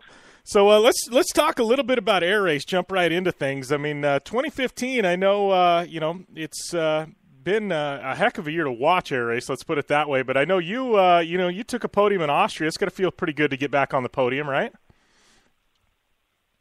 Yeah, for sure. I told him, I was starting to kind of forget what that champagne smells like. I won the whole thing, in 4 and 6, but it's been a while, and we were stoked about that.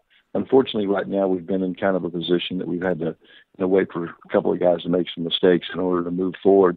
We're trying to change it now. As a matter of fact, the airplane's back at the factory, having a couple modifications done on it. It should give us and help us in Vegas a little bit. So I plan on being back on the podium in Vegas. Yeah, well, and here's a question on the planes. I know everybody's running a similar plane, but how much modifications can you do? Or are all the planes starting off the same and vastly different, or are what you guys competing in pretty close? You know what? I wouldn't say vastly different.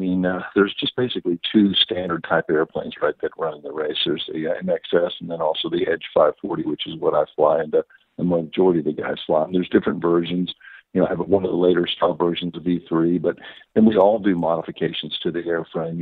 We've got winglets and different things. So, it used to be you really worked on modifying the motor. Now that with standardized motors, the only thing left to do is the airframe. Some guys are really good at it. And to me, it's frustrating somewhat because, you can be the best jockey in the world. If you're on a slow horse, you just beat the horse more. It doesn't go any faster. So sometimes it's somewhat frustrating, but, we're working towards that. We've also gotten a little more tech savvy. We've been working with Microsoft. They're helping us out and some of the track sims and different things that we're using them for and, just crunching data and stuff because it's become quite technical lately. Yeah. Well, and this is, a sport, you're definitely a veteran at, been around a while. How have you seen, especially in like the last 10 years, the technology, how have you seen that ramp up? It used, I'm sure a lot, when you got started, a lot of it was just by feel. And I know in race cars, when I got started, it was that way. And now everything's so, you plug it in laptops and computers and wires everywhere, how have you seen the technology level ramp up? You're exactly right. That's where we're headed. Again, the airplane's down at the factory, and we're headed over to Kansas University to help us out with, spring pods and stuff and different things on the airplane in order to, start, acquiring more and more data in order to be able to see, is it me, is it the plane? And so that's going to be really, really helpful. But you're right. It's changed so much. It was all seat of the pants flying, and you'd go out and you just try to figure out, what's the fastest way. Well, now guys have, track predictors. It goes out and shows you, where to pull the most G at, should it be a flat turn, up and overturn? There's a lot of variables because, unlike car racing, we're not running on the same piece of pavement, these gates are out there and, you think sometimes, a straight line is going to be the fastest way to go. But if I'm going through a gate, and the next gate's off to the left, I don't want to go straight through the gate. Obviously, I want to take it at an angle as much as I can. So there's a lot of different things that are involved in that, versus, say car racing or something where you're all running on the same piece of pavement. Yeah, well, and along with the technology and the equipment, the competition level, it seems like, has just gone through the roof in Red Bull Air Race. Yeah, everybody's been around a while, they're pretty good at it, So, and the times are really tight, I've seen it to where, all of us are within, a half of a second, and you're going, man, so, it's tight. And, if an airplane's 1 knot faster, that means, on a track, you've got to make up 88 feet, that's a big gap. So, you need the speed, you need everything, Everybody always asks me, what does it take to win? And I'm saying it's just not just, a good pilot. You got to have a good pilot, obviously, to fly the airplane. You've got to have a really fast airplane, and you've also got to have a good team behind you. And we're putting together all of it. We've kind of this year really as a test year, gone back and looked at every little piece, of all of it. And we're making those changes in order to be, really, really competitive and, win the whole thing next year. Yeah, well, and talking about that, and everybody being within, such tight grouping with times. How does conditions come into play? You hear about auto racing and a guy, I get to, qualify later in the afternoon and the temperatures and this and that. In air race, I'm sure with wind conditions and stuff like that, you can get a good draw and you can get a bad draw, right? Yeah, there's always going to be that. There's always some part of the luck, just like in anything else, if you fly when the winds are calm, the next guy flies when he's got a 10 or 15 knot wind, you're going to beat him probably again because the wind definitely changes it. It's going to change the times, and that's just kind of the luck of the draw. And then with the head-to-head, I mean, you may run against somebody that just because of the way the qualification worked out, you know, you may run against the fastest guy, you know, or you might run against the so as you move forward, you know, things happen, guys hit a gate, guys make a mistake. I mean, in Austria, you know, for us, I mean, I tend to do good when the conditions all of a sudden feel bad. I mean, we trained, you know, the whole time that we did, training was in calm winds, and all of a sudden the winds were blowing like hell. And actually that suits me pretty well, you know, because you've got to kind of sometimes do a little seat of the pants line, and I've been doing it long enough that I capitalized on that, and, you know, that's how we got on the podium. Yeah. Well, you know, I got to ask you, you know, and I think we had you on air last year about this time, and I don't think I ever even asked you this question. It's something I've been sitting on for almost a year now. But, you know, how did you get involved in not just air race, but flying in general? I mean, you know, did you just, you know, I mean, some kids have a passion for cars, others for, you know, skateboards, others for, you know, obviously planes, you know. I mean, is something you grew up, hey, I want to be a pilot? Or, I mean, how did you get involved in you know, in that industry? Well, you know, there's pictures of me when I was 2 years old dragging model airplanes around. I always loved airplanes. And really, I mean, I always wanted to be a pilot, you know. So I always tell people, like, well, I'm very, very fortunate just in that, because I always knew what I wanted to do. I wasn't the guy that wanted to be the fireman, the policeman, or any of that. I wanted to be a pilot. So all I really had to do was just go out and figure out how to do it, you know. So my dad was a private pilot. So early on, you know, when I was probably 5 or 6. I mean, I flew with him a little bit, and so I was around it, and that helps too. He was just, like I said, a private pilot, you know, and built an airplane. I helped him build an airplane when I was 13, and, you know, and started flying, and, you know, was a flight instructor and taught, and, you know, flew, you know, night freight, and then got lucky and found a corporate job. And I was flying a business jet when I was 21, and moved into the airlines at 24, and, you know, and all that was to support my new habit, which was aerobatics. And, you know, everything moved forward from there, a lot of championships, and then they came along in this Red Bull Air Race thing, and I was invited. Back then, you had to be 1 through 15 in the world aerobatic standings, and at the time, I was the only American, and so I got an invite to it, and I was just like, wow, this is so cool, because, you know, it's got aerobatics, low-level flying, which I've done a lot of low-level display flying and speed, and you know, I like skydiving, and I raced motocross as a kid. I love speed, and, you know, down low, and so it really suited me, and, yeah, I still love it. Yeah. Well, I mean, talking about aerobatics, you know, at a young age, I mean, how do you make the transition? I mean, there's a lot of guys that fly planes, but there's very few that do aerobatics. I mean, how do you make that transition? I mean, that's got to be something that's definitely, you know, you start flying upside down and things like that, and things change in a hurry. Well, you know, I did it from a safety standpoint. People always laugh at that, you know, and the way that it worked out is when I was I tell everybody, you know, when I was 21, I was flying with Quinta Motor Engine, 21 just a few years ago, right? But anyway, yeah, I was 21, and the chief pilot said, hey, all my guys get aerobatic training. That jet ever ends up upside down with the CEO on board. We want you to be able to turn it right side up without killing everyone. And I thought, well, that makes sense to me. And went out in an aerobatic airplane with an aerobatic instructor, turned the airplane upside down, and went, wow, this is the coolest thing ever. And really, I could have cared less about straight and level flying anymore or anything else. Everything in my whole life, you know, went towards that. Yeah. And it did for many, many, many, many years. And that's all that I did. And, you know, I still love it. And so, you know, that's kind of how I got involved in the aerobatic side. I mean, I couldn't have cared less about any other kind of flying. That's just what I wanted to do. I still had to go out and do, you know, the airline flying and all that in order to support my new habit, which was aerobatics. So. Yeah. Well, and I know you're lucky enough, you know, obviously out here in Arizona, you've got, you know, basically a hangar in your backyard. I mean, what's a non-air race weekend? What is a typical day for Kirby Chambliss? Well, today it's been, you know, I just got back from Malaysia. It's been just shuffling paperwork and stuff. You know, I haven't been able to get in the airplane, although I sure plan on it. I mean, I do a lot of flying, and, you know, now actually, I mean, we have a, what you call 3/4 scale Feast Restored, which is just a, you know, a super cool airplane. It takes off and lands really short, and you can land anywhere. And, you know, and I've got a 10-year-old daughter. She likes to fly, and we go out and putz around in that and land out in the fields and the desert and, you know, kick rocks. And so, you know, I mean, again, you know, like you said, I have airplanes at my house, so they're definitely part of my life, and we use them a lot. And so, I still like to go out and ride a motorcycle, you know, every now and then, dirt bikes and stuff, and even take the Razor out occasionally when I get time, which just doesn't seem to be too often. Yeah, especially with Red Bull Air Race being a world tour. I mean, it literally is a world championship. 2 U.S. rounds though, that's got to be pretty special for you. I mean, being able to race twice in 1 year on U.S. soil, or I guess not on U.S. soil, but above it, anyways, right?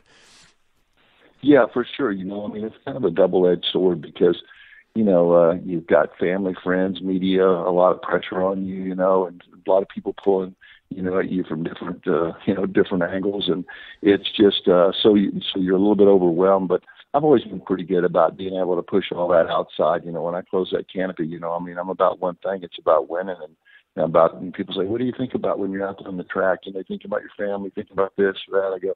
I think about what's the fastest way to get from this gate to the next one. That's what I'm thinking about. So that's all I'm thinking about. And those gates come by at 230 miles an hour. You're pulling 10 Gs. You're 30 feet above the ground. It pretty much consumes you, and you best be thinking about that. Yeah. Well, and that being said, I mean, it's to me, it's one of the, I love watching air race. I mean, and I'm a guy who has been able to drive just about, all kinds of race cars and spectate, multiple events, but there's something about air race that grabs me. Yeah. And, I know you get the opportunity to take some people up, from in a plane from time to time. I know a good friend of mine, Chrissy Beavis, actually earlier this year went and flew, went out to Arizona and flew with you. I mean, how is it the first time you get somebody up in the air that, really hasn't been, had much experience in that? Well, again, I mean, I've been sponsored by Red Bull for 13 years, and that's allowed me to do some really cool things. And I remember I took a two-place IndyCar and went for a ride with Davey Hamilton, and went 6 laps, 4 at high speed. And honestly, every time I thought, man, for sure we're going into the wall this time, and so most of the time you survive. So I thought, oh, we'll see what happens. But it was an unbelievable experience for me, something totally different, something that I'd never done. And it's an experience that I'll remember my whole life. So I try to think about that when I'm taking somebody up. And, we do, the low altitude thrill rides and stuff are really low, and as soon as we break ground, we're upside down. And so I try to give them, a lot of times they get sick, but they'll always remember it. They'll go, man, when I went out with Kirby, man, my God, we did this. And the airplane was cartwheeling end over end. And so I give them that air race experience, but also, a pretty wild, aerobatic ride too. And so, for sure, everybody's always told me that they'll remember it for the rest of their life. Yeah, for sure. Well, with air race, I mean, running around the world, I got to ask you, I mean, is there any location, you guys run in some amazing locations, but anything in the back of your mind you've always thought, I'd love to have an event there, and be able to race there. I mean, you guys have such beautiful backdrops. I mean, is there anywhere you've been in the world that in the back of your mind you're like, I would love Red Bull to bring air race to this place? Yeah, I mean, there's so many beautiful places, and I've been really lucky to be able to travel all over the world. But, I'm there for a reason. To my family, I mean, I'm sure they could say, hey, it would be cool if they had a race here because, when I take my family with me, they're kind of on vacation while I'm working, Yeah. So, I mean, I'm basically at the track, or the airport or whatever, part of that I've got to do. And so I don't get to see as much, but, and really when I'm there, if you're there for a reason, it's kind of like, the sky's the sky, the ground's the ground, the gates are the gates, and you're thinking about racing. And, I mean, occasionally afterwards, like we had a race in Malaysia a couple of years ago, not this year, but year before last, and I'd never been to Thailand. So, after the race, it was great because we hopped over to Thailand, spent 9 days, hanging out and drinking coconuts and having a fun time with my family and stuff. So things like that, I mean, are great. But to be quite frank, I mean, for me, I mean, I don't think about all the different things. It doesn't matter quite as much, where the race is because I'm thinking about racing. Yeah. Yeah, well, and I totally get that, traveling around and mine's mostly domestically, but, a lot of times people are like, oh, you were just in New York, you were here, you're there. Well, I don't see anything. I see a racetrack, it's, Yeah. I completely get that. What's that? I was going to say the cool thing, I mean, the one people go, why isn't it cool that, in the States and stuff? And I go, yeah, I mean, the best thing about it is I don't have jet lag, I mean, I was just in the course and then I add to it, but I was, like I said, just in Malaysia, 13-hour time difference, it plays havoc on your body and your sleep patterns and all that. So, when you don't have to do that, that is nice, so, over in Europe, all the Europeans are always looking at me like, boy, you look tired, and I'm, when they're over here, I was like, great, I'm not tired of you all guys. All you look tired. So I think there's a little bit of advantage there, just in the jet lag part of it. So, that's why it's not only cool to be in the States, but not having to deal with the jet lag is pretty awesome also. Yeah, I'm sure. I never even took that into consideration, but definitely got to be a bit of an advantage. Speaking of that, though, I mean, Las Vegas coming up, what are your predictions there? I mean, we've had this event this second year in a row. I guess there's the third year on tap, but what can you tell us about the layout there at Las Vegas Motor Speedway? Well, you never know what you're going to get, I mean, it can be, calm winds and warm or cool, a little bit cool, and winds blowing like hell, and all that's going to change the track, and especially down in that bowl, that I call, because, it's when the wind's blowing, it's kind of like water flowing over a rock, I mean, it's you get a huge amount of turbulence. I mean, the last year, they ended up canceling about halfway through it because, the winds were up to 35 knots, couldn't keep the gates up, and, but before that, I mean, we're getting hammered with severe turbulence down in the bottom of it, so it kind of rocks your world.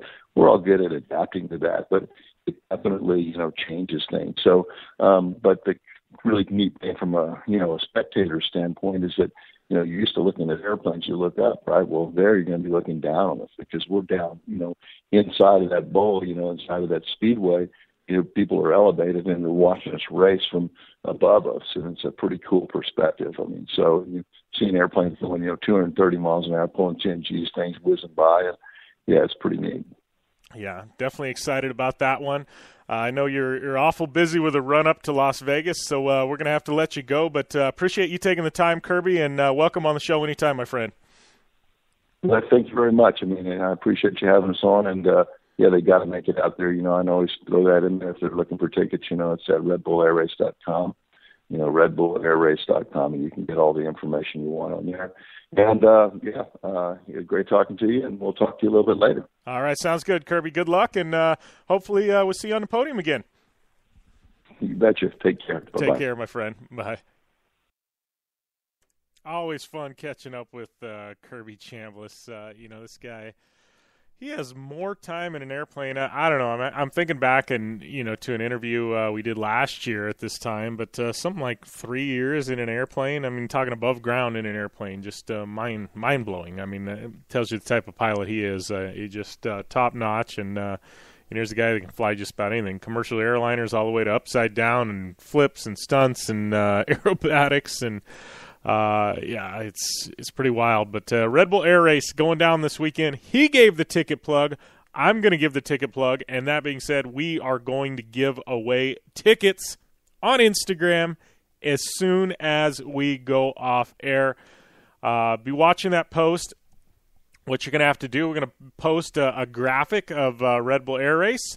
You're going to have to repost that. You can either screenshot it, repost. I don't care. Use the repost app. Tag at JimBeaver15 and at AmyHood71. But more importantly, tag at Red Bull Air Race, at Red Bull LV. Use the hashtag Air Race and use the hashtag Down and Dirty Show.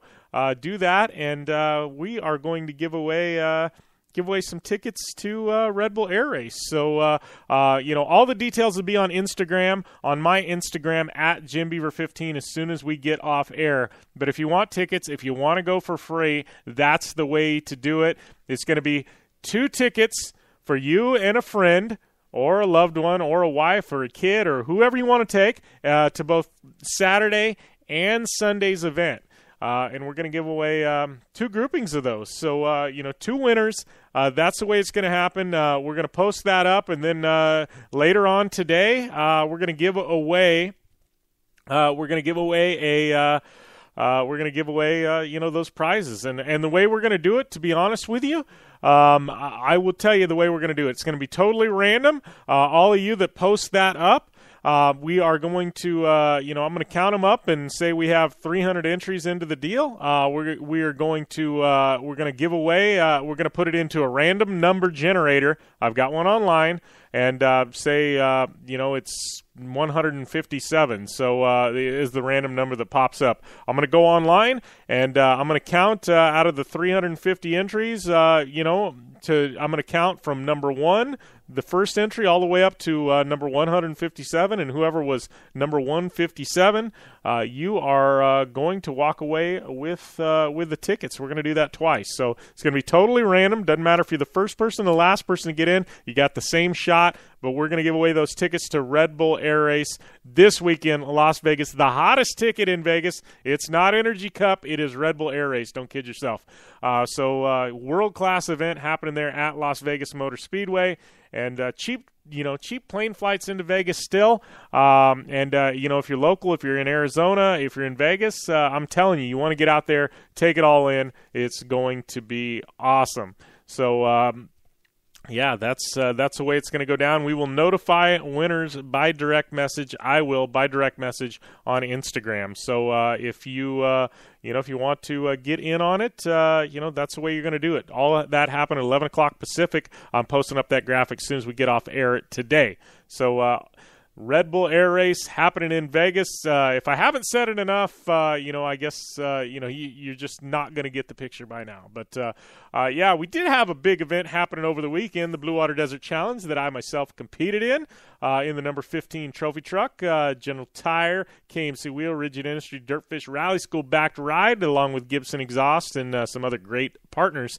But weekend didn't go so well for me. Coming off that finish at Vegas to Reno, we were looking forward to having another solid effort, and qualifying went A-okay. Our truck doesn't normally qualify well, but it wasn't too bad. We weren't last, we weren't first. We were just there for sure. But, we were shot out of a cannon on Saturday's event. This is a 2-day event, 75 miles each day. Made a lot of passes, running top 10, and boom, transmission went out. So, all right, well, we get to come back and race on Sunday, right? So, nothing to lose. Let's hammer down. And first lap on Sunday, boom, transmission goes out again. So 2 lost transmissions, and that ended my day pretty quick. But there was a lot of other winners and a lot of other racers over the weekend, so we'll get to those results. And first off, UTV results brought to you by our good friends at Polaris Razor.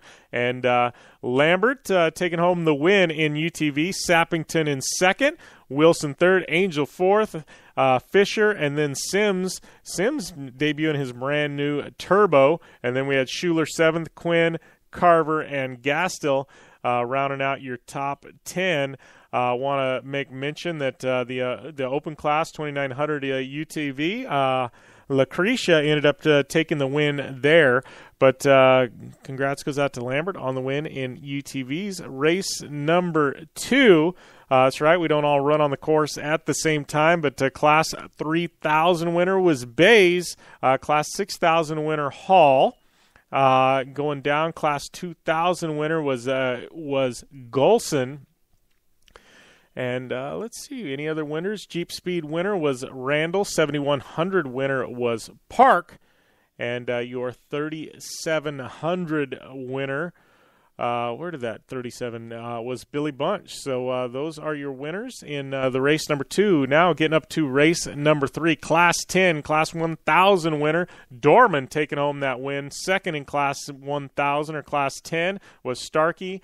And then Hilfiger in third, Steve Ologis in that Class 8000, that vintage truck, one of the most beautiful trucks out in the desert, taking home the Class 8 win. And Class 7200 win went to Luttrell. Moving up to race number 4, getting up to the big dogs here. And Thompson taking home the Class 1 or Class 1500 win. Parkhouse in second, Bailey in third, Kesar in fourth, and Rockhill in fifth in Class 1500. Folks taking the 2400 class win. And then moving up to 6100 and Trophy Truck, my race, Rob McCachran taking home the win. He has been a force at this event, always running up front. We had Stacy taking home second, Ologis in third, Todd Romano in fourth, and Tracy Groff in fifth. Your Class 6100 winner was Smiley, followed by Bushman and Delushi, and then another Smiley entry, and Serapis. So those are the winners on the weekend, and Rob McCackard, man, jeez, he is a force. But interesting news is I was actually parked at the beginning of into lap 2, beginning of lap 3, right there as you get close to the finish line, within a mile of the finish. So I got to see the last lap play out. I'm sitting there out of the truck with a blown transmission, and here comes Dale Dondell in the Roberts Racing entry, and about 45 seconds back, Dondell was on the pole. Mack started in second place. About 30 seconds back, and about 45 seconds back, here comes Rob Mack after Dondell went by. Both of them on rails, right? And so I go, man, Dale, had it in the bag. We're a couple miles from the finish, and yeah, he's going to win day one, And so, I get back to the pits after they pull me out of the desert with a blown transmission, and they go, well, Rob McCackard won. I go, what? I said, I'm a couple miles from the finish. And Dondell had it in the bag. I said, did Mack really make up 15 seconds in a couple of miles? I mean, he had to have been hammering the truck to be able to make up that time on Dale. They go, no, Dale ran out of gas. And I go, wow, I mean, that's a mistake. You just don't run out of gas in desert racing. I mean, it's just stupidity if you do. I hate to say it, but call a spade here. And come to find out, it wasn't. It said on racedesert.com, sounds like it wasn't running out of gas, vapor lock issues. He ended up finishing just not up front. Vapor lock issues knocked him out. Him and Rob McCackard had a heck of a battle, and after that, it pretty much took him out of day number 2. Great battle shaping up. McCackard walks away with the win. I don't want to say it was easy, but he did win by, it looks like, 8 minutes 35 seconds. So. It was a great run by Rob McCackard, but Dondell, I thought he had it in the bag at day one, and Vapor Lock took him out so close to the finish line. I just hate seeing that, because I wanted to see that battle shape up. Obviously I was out at that point, but love to see McCackard and Dondell hammer down and race each other. But there you go. That's the story of the trick trucks, and wrapping things up, Henderson 250 here in, I guess a month and a half, first part of December, 2 months, right after the Baja 1000, a few weeks after that. So, that was the story of the Blue Water Desert Challenge, but great seeing those turbos out there in UTV. A lot of talk about the future of trophy truck or trick truck over the weekend, and where our class is headed. Me personally, I think it's 4-wheel drives, turbos, and sequential gearboxes. And had some great talk with TJ Flores about that, and a lot of my General Tire teammates. Todd Romano was involved in that as well. But all that happening, General Tire Off-Road Appreciation Party. You missed those interviews. You can catch them at downanddirtyshow.com or in our app or anywhere else, our show is available.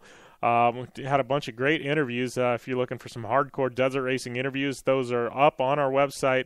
Just go back into the archives, one show, but, had some great interviews there from the show. So thanks to General Tire for that Off-Road Appreciation Party and for having me out, and being a great supporter of myself, my race program, and the Down and Dirty radio show.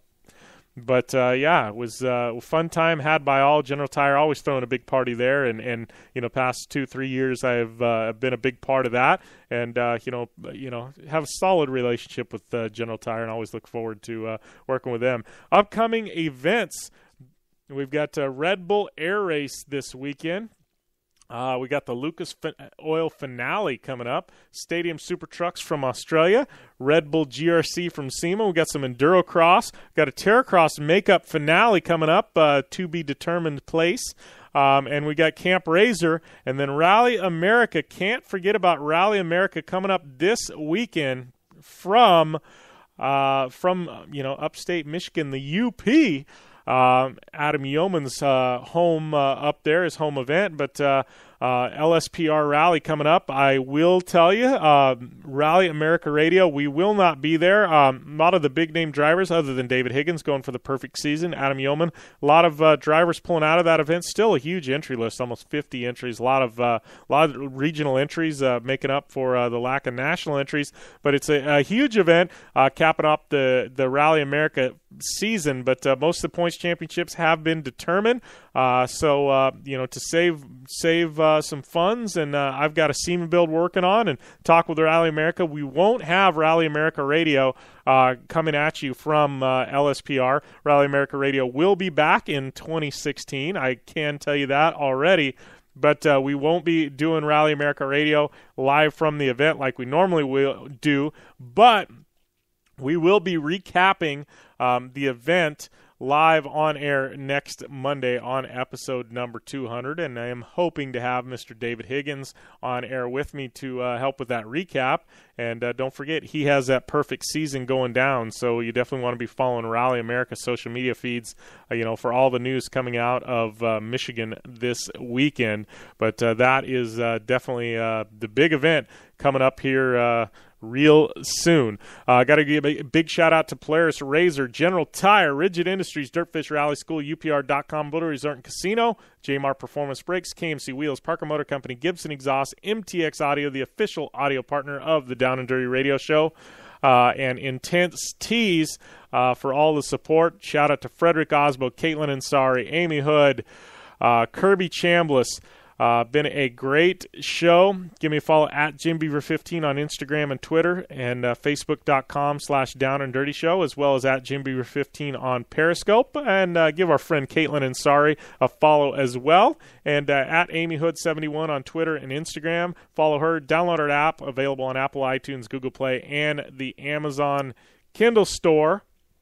And don't forget, Red Bull Air Race tickets. We are going to have that giveaway as soon as we go off air today. Those of you listening in to the archives, sorry, you're going to miss out on the ticket giveaway. But 11 a.m. Pacific here, Monday the 12th, we are giving those away. You're going to have until this evening to get in on that. So follow me at JimBeaver15 on Instagram for all those details if you want to go to Red Bull Air Race for free. Been a great episode. Thanks to all you tuning in. Episode number 200 on tap. Be sure and send me a message if you got a certain guest you'd like to hear. But, always appreciate you guys tuning in, making this show happen each and every Monday. As always, game on.